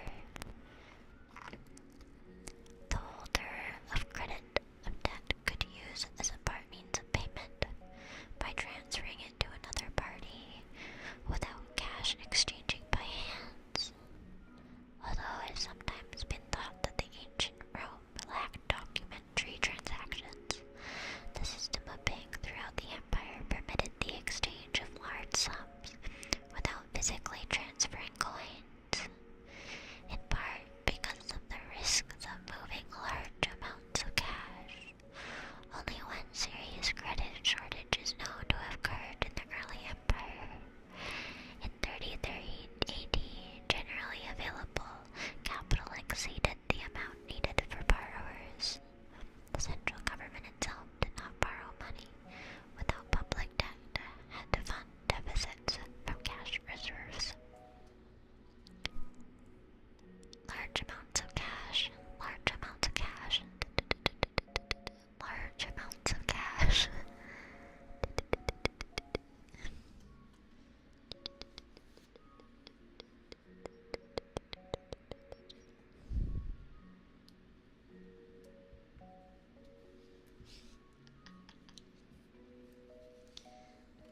Emperor St. Antoine and Severan dynasty debased the currency, particularly the denarius, under the pressures of meeting military payrolls.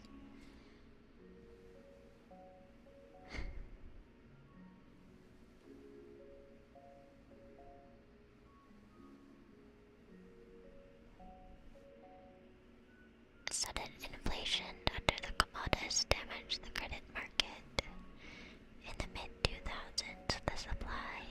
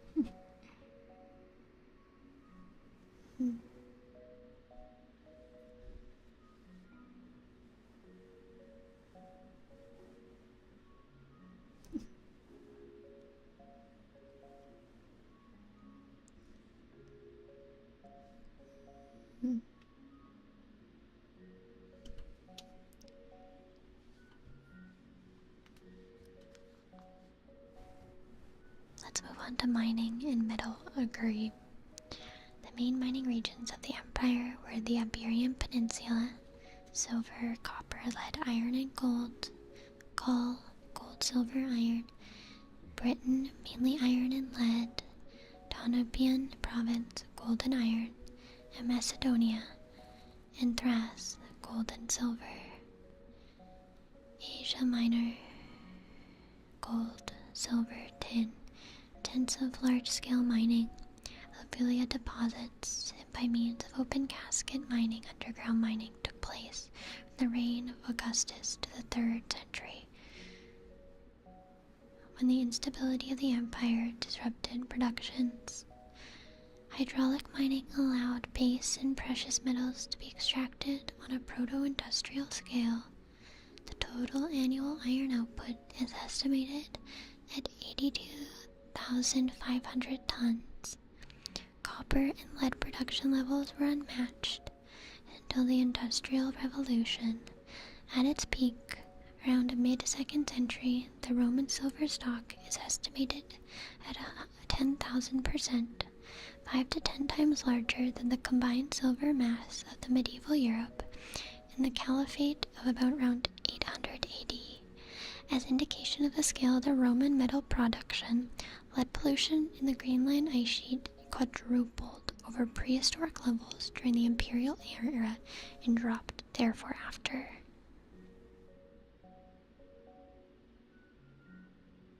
They would wash away a mountain? Wait, how does that mean? What does that mean? Huh? Hi, Puck Puck, welcome. How are you? Cute ear noises. Whoop whoop, whoop whoop.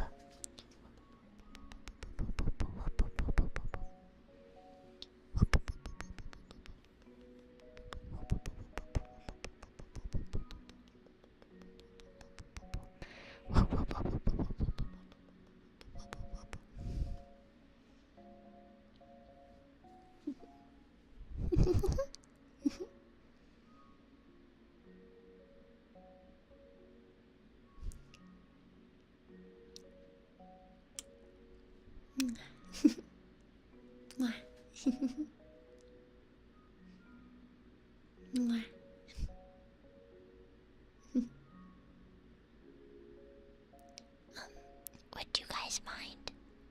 I have to, I kinda gotta, excuse myself to the bathroom real quick. Is that okay?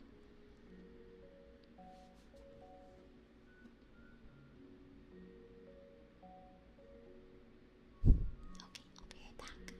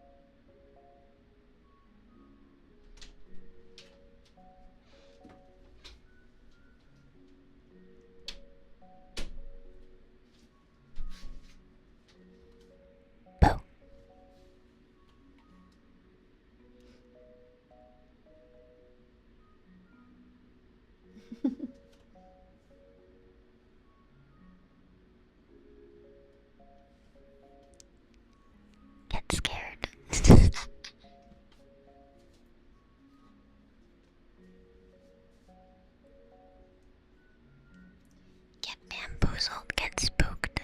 You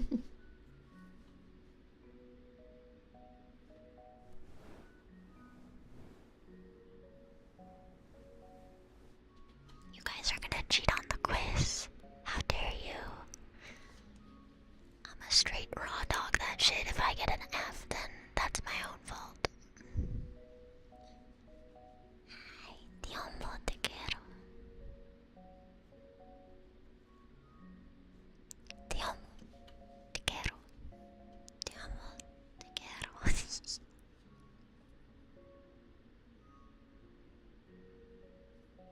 You ain't cheating on the test.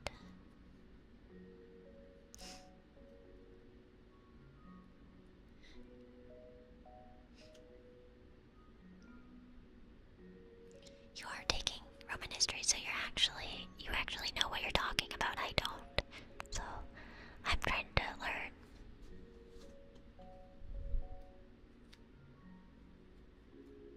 I'm cheating because if we fail, they'll have to curve it. You're so right. I don't know anything about Roman history either, honestly. That's why I'm learning with you. That's why I'm probably gonna fail.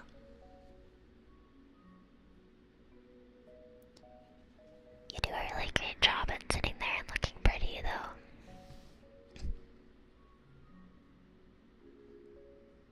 Yeah, that's what we're studying for a quiz.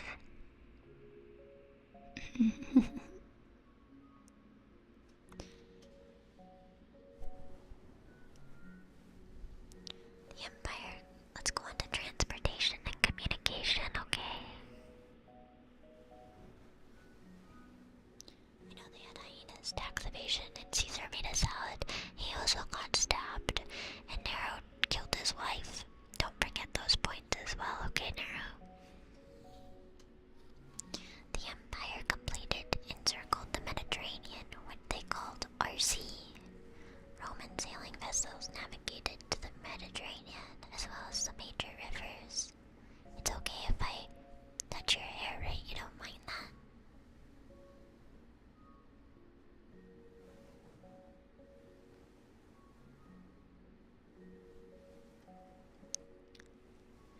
The Empire complete. The Roman sailing vessels navigated the Mediterranean as well as major rivers.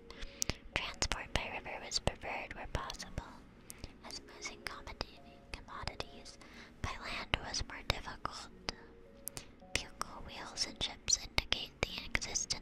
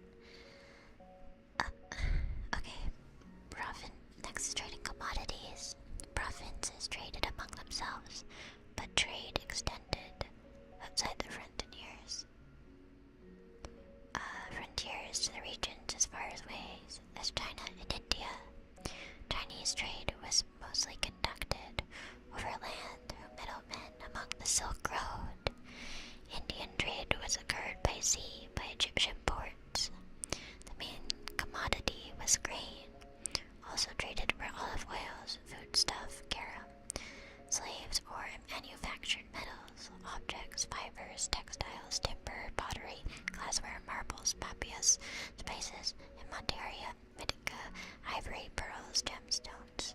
Though most of the provinces could produce wine, regional varieties were desirable, and wine was a central trade good.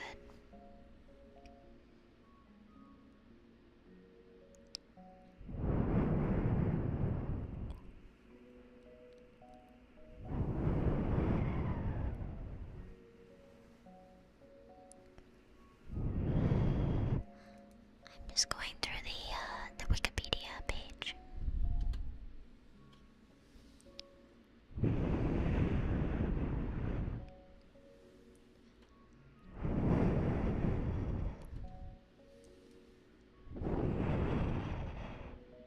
I'm good. How are you, Blue? Hi, Maverick.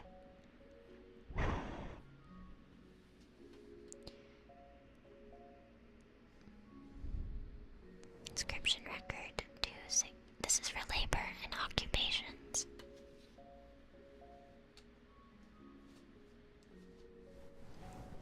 Inscription records record 268 different occupations in Rome and 85 in Pompeii. Work performed by slaves falls into 5 general categories. Domestic, with efforts recording at least 55 different household jobs.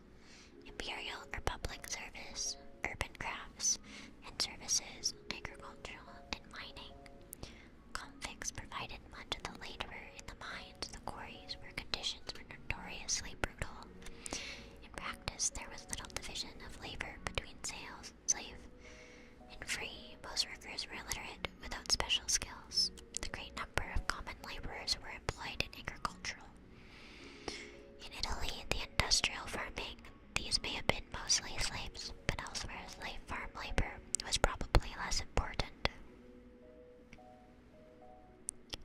Textile and clothing production was a major source of employment.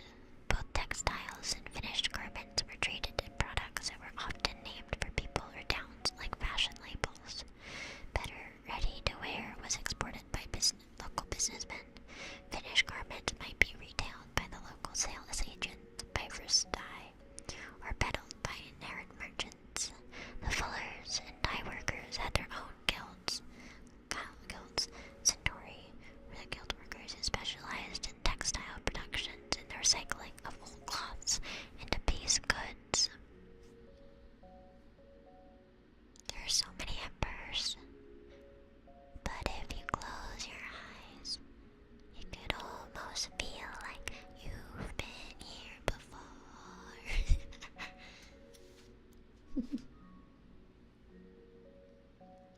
Next, we're going on to something even more exciting, something even more thrilling than taxes. We are now moving into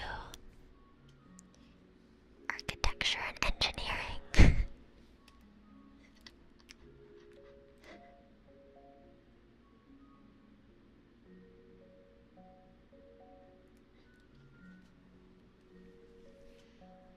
Zan, you're saying you're falling asleep right now, but you haven't gotten into architecture and engineering, my guy.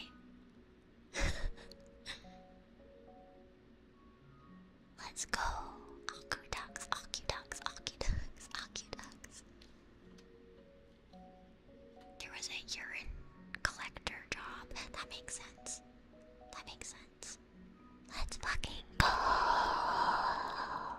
Let's go.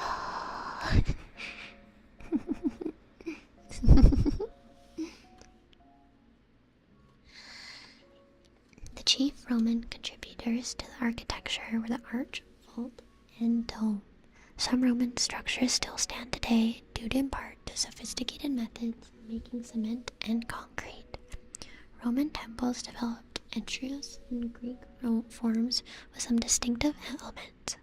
Roman roads are built and considered the most advanced built until the 19th century. I've heard of that as well. They had like their roads were really, really good. I've heard about that.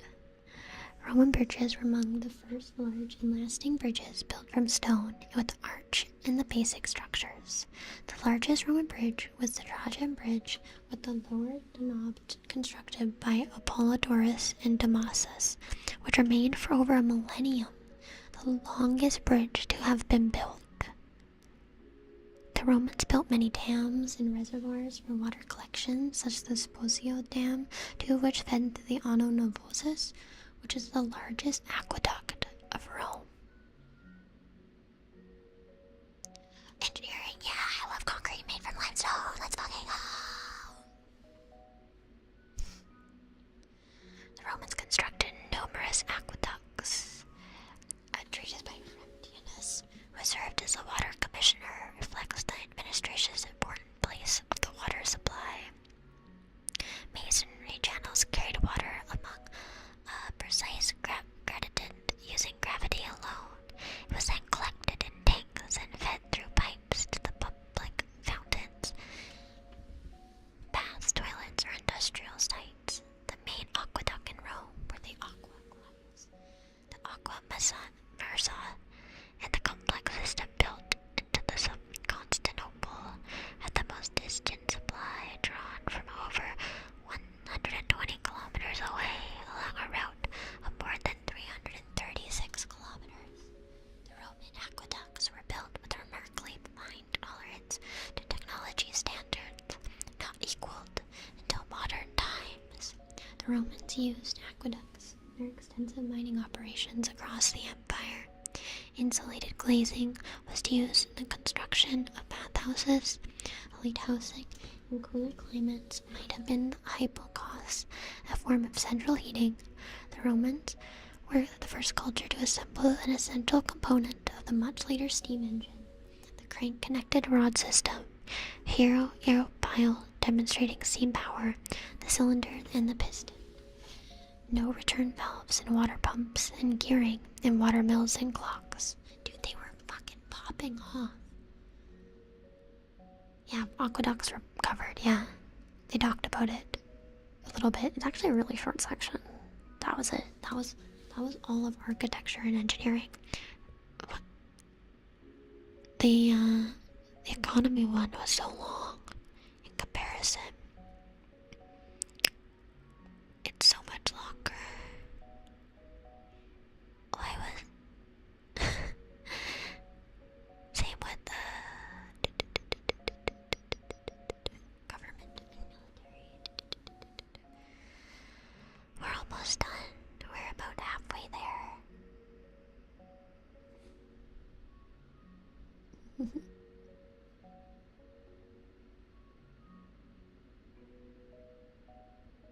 That would be safe. Would we get in trouble? Are you gonna get me into detention? Oh no, don't send me to detention, Sensei. Oh no.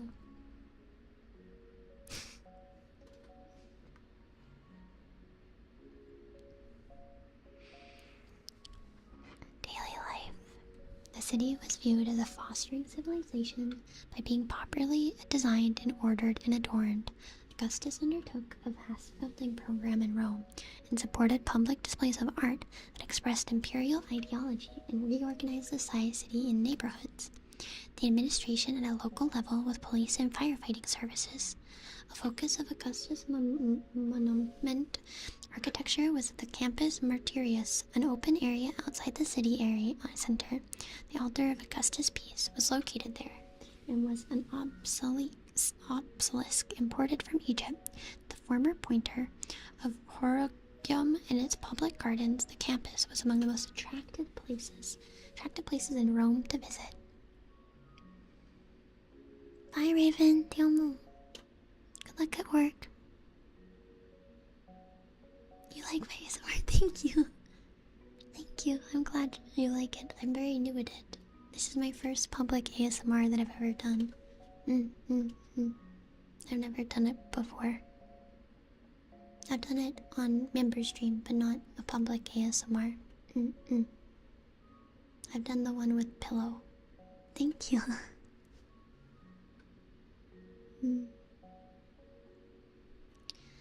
City planning and urban lifestyle was was influenced by Greeks early on, and in the Eastern Empire, Roman rule shaped the development of cities that already had a strong Hellenistic character. Cities such as Athens, Ephesus, and Chisars tailored cities planning and architecture to the imperial ideals of expressing their individual identities and regional permanence. In areas inhabited by Celtic-speaking people, Roman encouraged the development of urban centers with stone temples, forums, monument fountains, and amphitheaters, often on or near the sites of pre-existing walled settlements known as oppida. Urbanization in Roman Africa expanded on Greece's pinnacle coastal cities. Thank you. I thought you found me a thing, really? Thank you. Thank you. Thank you so much. Yum. A network of cities was primarily cohesive force during the Pax Romana. Romans in the 1st century were encouraged to insulicate the habitat of peacetime, as the classicist Clifford Notto noted. Most of the cultural appurtenances, particularly associated with imperial cultural, public cult and its games and civil banquet competition for artists, speakers, and athletes, as well as the funding of great majority of the public buildings display of art, were financed by private individuals whose expenditure in this regard helped to justify their economic power and legal and provincial power and privileges.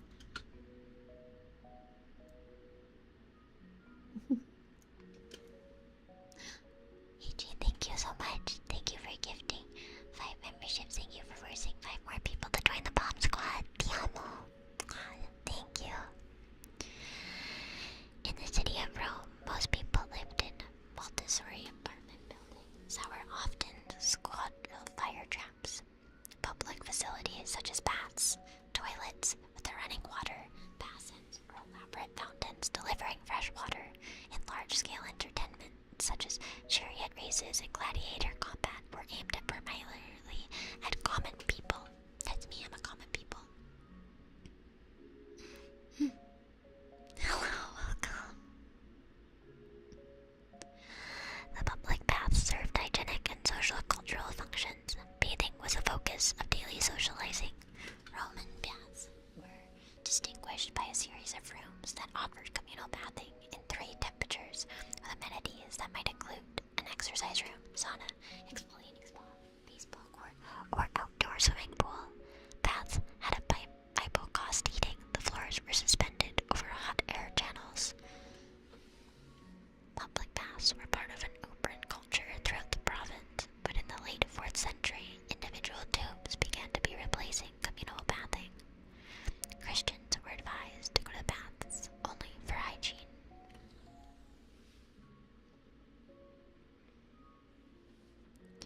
Rich families from Rome usually had 2 or more houses, a townhome, and at least 1 luxury home outside the city.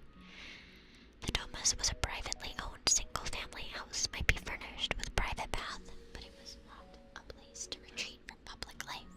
Although some neighborhoods showed a higher concentration of houses, they were not segregated enclaves. Domus was simply meant to be visible and accessible. The atrium served as a reception hall in which manor familia met with clients every morning.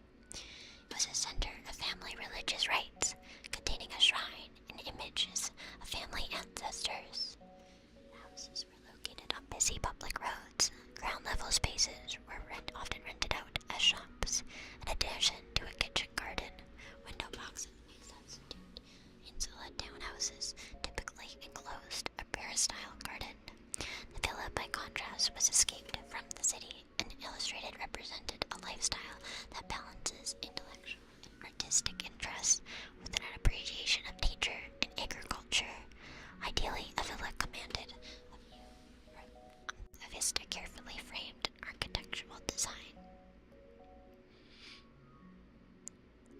Augustus' program of urban renewal and the growth of Rome population to as many as 1 million was accompanied by a nostalgia for rural life. Poetry idealized the lives of farmers and shepherds. Interior decorating often featured painted gardens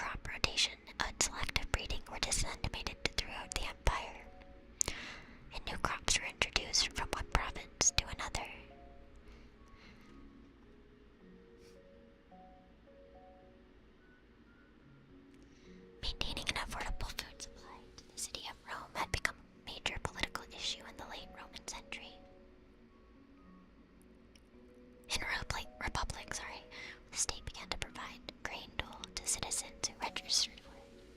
The dole cost at least 15% of the state revenue, but improving living conditions among the lower classes, and subsidized the rich by allowing workers to spend more of their earnings on wine and olive products produced by the estate. The grain dole has a symbolic value. It has affirmed the emperor's position as a universal benefactor and the rights of citizens to share in the fruits of conquest. The Amona public facilities and spectral entertainment mitigated the otherwise dreary living conditions of the lower class Romans and kept social unrest in check. The satirist Juvenal, however, saw bread in circuses as an emblematic loss of the Republic political library. The public has long since cast off its cares, the people once bestowed. Command a good soulship, legions, and all else now meddles no more. Longs eagerly for two things, bread and circuses.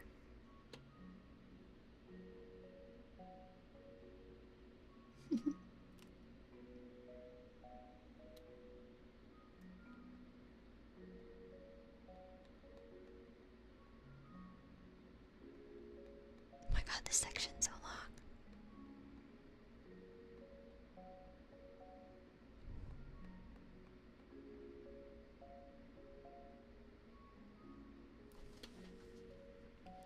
Okay.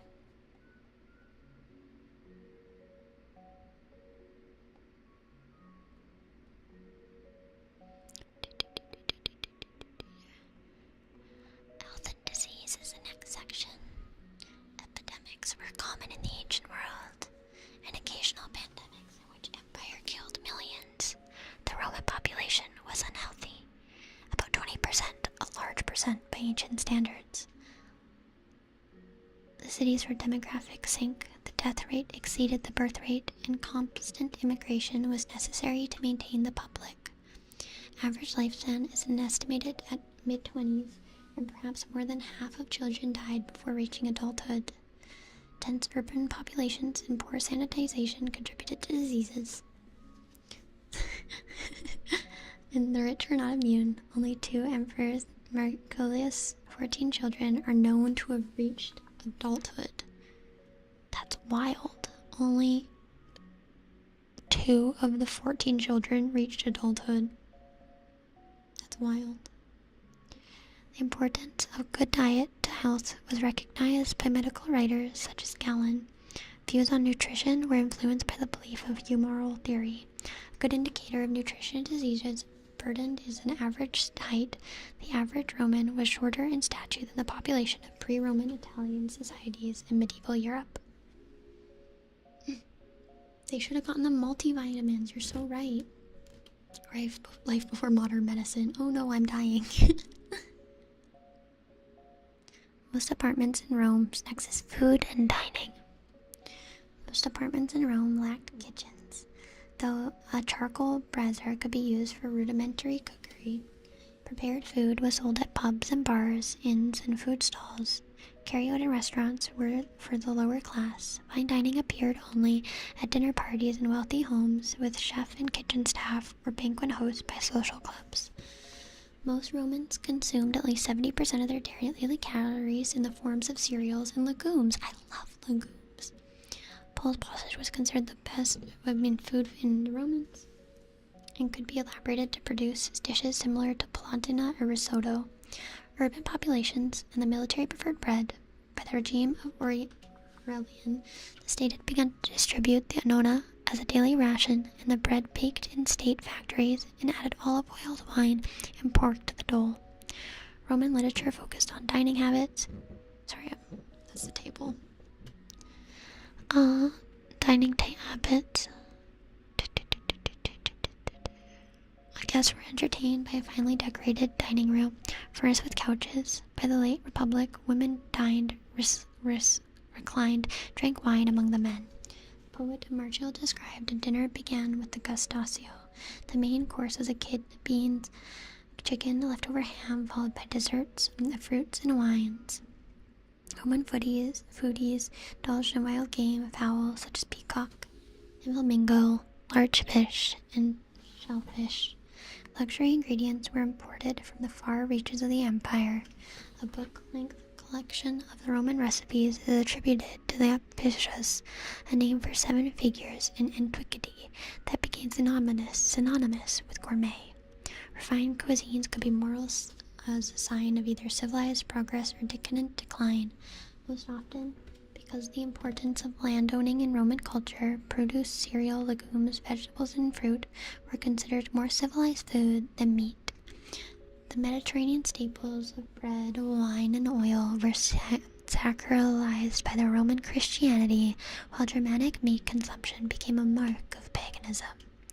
Some philosophers and Christians resist the demands of body and the pleasures of food, adopting fasting as an ideal. Food became simpler in general as urban life in the West diminished, and trade routes were disrupted. The church formally discouraged gluttony, and hunting the pastoralism were seen as a simple and virtuous. They didn't have Yelp. No, they didn't. Imagine being entertained by Rome. I could never. I love legumes. They're so good. Spectacles. When Juvenal complained the Roman people had exchanged their political liberty for bread and circuses, he was referring to the state-provided Grandoil and Circensian events that held entertainment venue called a circus. A large such venue in Rome was a Circus Maximus, the setting of horse races, chariot racing, and equestrian Troy game staged beast hunts. That's me. I'm beast. I'm a beast. Wait, they want to hunt me?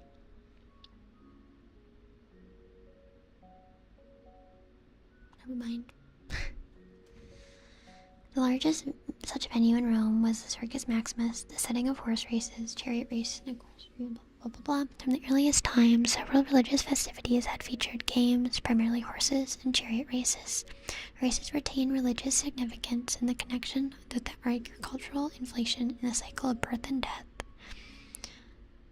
Under Augustus, public entertainment were present in 7 days of the year by reign in Marcus Aurelius. This is expanded to 135. Circus games were preceded by an elaborate parade that ended at the venue. Competitive events were also held at smaller venues such as amphitheater, which became the characteristic of a Roman spectacle venue.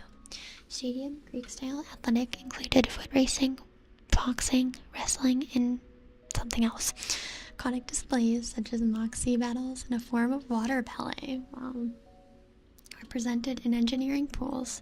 State-supported theatrical events and took place on a temple steps or in the Grand Stone Theater, a smaller enclosed theater called the Oedon.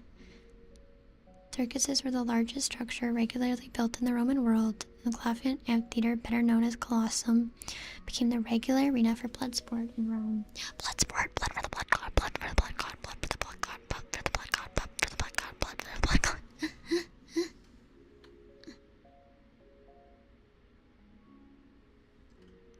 Physical arrangement. Women seated to remove the action. Slaves given the best, the worst places, and everyone. Imagine, I messed that up. Slaves given the worst and everybody else in between. The crowd. Oh, I see. Crowd could call for an outcome by booing or cheering. The emperor had the final say. Spectacles could quickly become sites of social and political protest, and emperors sometimes had to deploy a force to put down crowd unrest. Seriously, at the Nika riots. Chariot teams were known by their colors they wore, fan loyalty, fierce at times erupted into sports riots. Racing was peerless, but charioteers were among the most celebrated and well-compensated athletes. Circuses were designed to ensure that no team had an unfair advantage, minimize collision, which were nonetheless frequently satisfying to the crowd. The races retained a magical aura through their early associations with chthonic rituals. Cursed tablets have been found buried at the site of the racetrack, and charioteers were also suspected of sorcery. Chariot races continued into the Bryzon period until the imperial sponsorship of the declined cities in the 6th and 7th century led to its eventual demise. Hi, Pillow! Welcome! Welcome, Pillow! Hello, hello! I'm trying my best, thank you. I hope you're having a great day. Thank you for stopping by. We've been studying for our Roman Empire test, but I think our test starts soon. And so I don't think I'll be able to get through the rest of the Wikipedia. But do you guys feel like you know enough to be able to pass the class? You got this. I believe in you, Pillow. You can do it. And even if you don't, what's the worst that can happen? If you don't learn from history class, then the worst that happens is you'll have to repeat.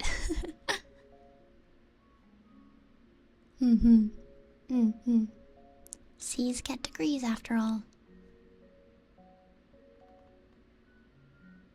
I think today, though, you guys will have more self-study sessions. With other with the other I guess my brain, I'm having a brain fart. With other members of V4, they're gonna be teaching their own thing. The study session. Everybody has their own self-study. I think Nova is going to be doing one on BL. Yeah, the student reps. I don't know what Serena's doing hers on. Let's see. Let's look.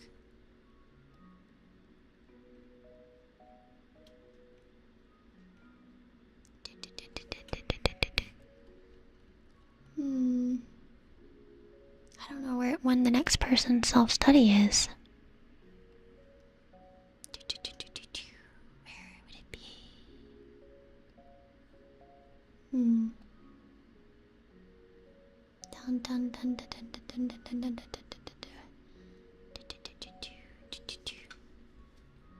I can't find the area where it has all the stuff on it about the event. About the self-studying. Oh, there it is. Okay. From a nap from your ASMR. You had a nap? Good morning. Good morning. I hope you had a good morning. A good sleep. I hope you had a good nap.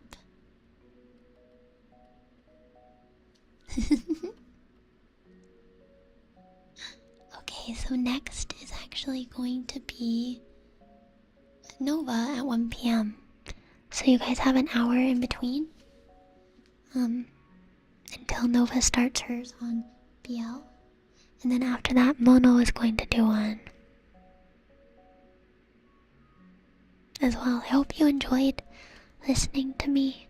This was my first public ASMR. I was very nervous to do it. Sorry there weren't as many triggers. It was just more talking.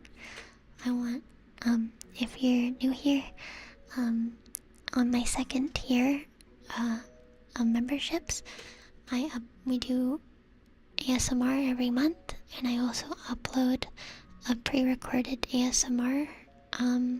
Right now, this month I'm doing a Dairy ASMR. Last month I did a Yandere one.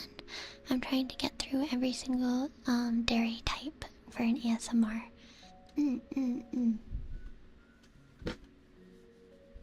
Yeah.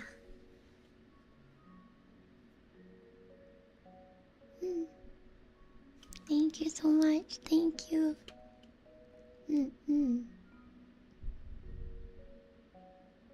I'm glad you guys liked it and you felt cozy from it. I want to get better at doing ASMR. Start the second I'm gonna get there right this time. I will take my med saver, don't worry. I'm ending before my alarm goes off. Oh, we're done with this. I'm so glad. Before we end, I just wanted to say When I say Puma, you say what? When I say Puma, you say Pa. Puma, Pa, Puma, Pa. Ti amo. Mwah.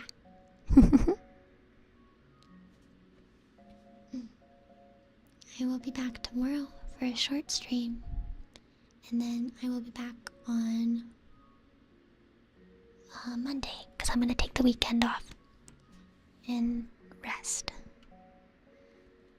Thank you guys for watching. Thank you guys for supporting me and hanging out with me and spending your time with me and being patient and understanding. I cannot express with words how much you mean to me. Thank you so much for the sub and for the membership. You now signed your contract and joined the Palm Squad. Whoop, whoop, whoop, whoop, whoop, whoop. Yeah, I'm gonna rest. I can't put into words how much you guys mean to me and how much you matter and how important you are in my life, but so thank you guys. I love you, and I'll be back tomorrow. Mwah. We're gonna raid into Nova.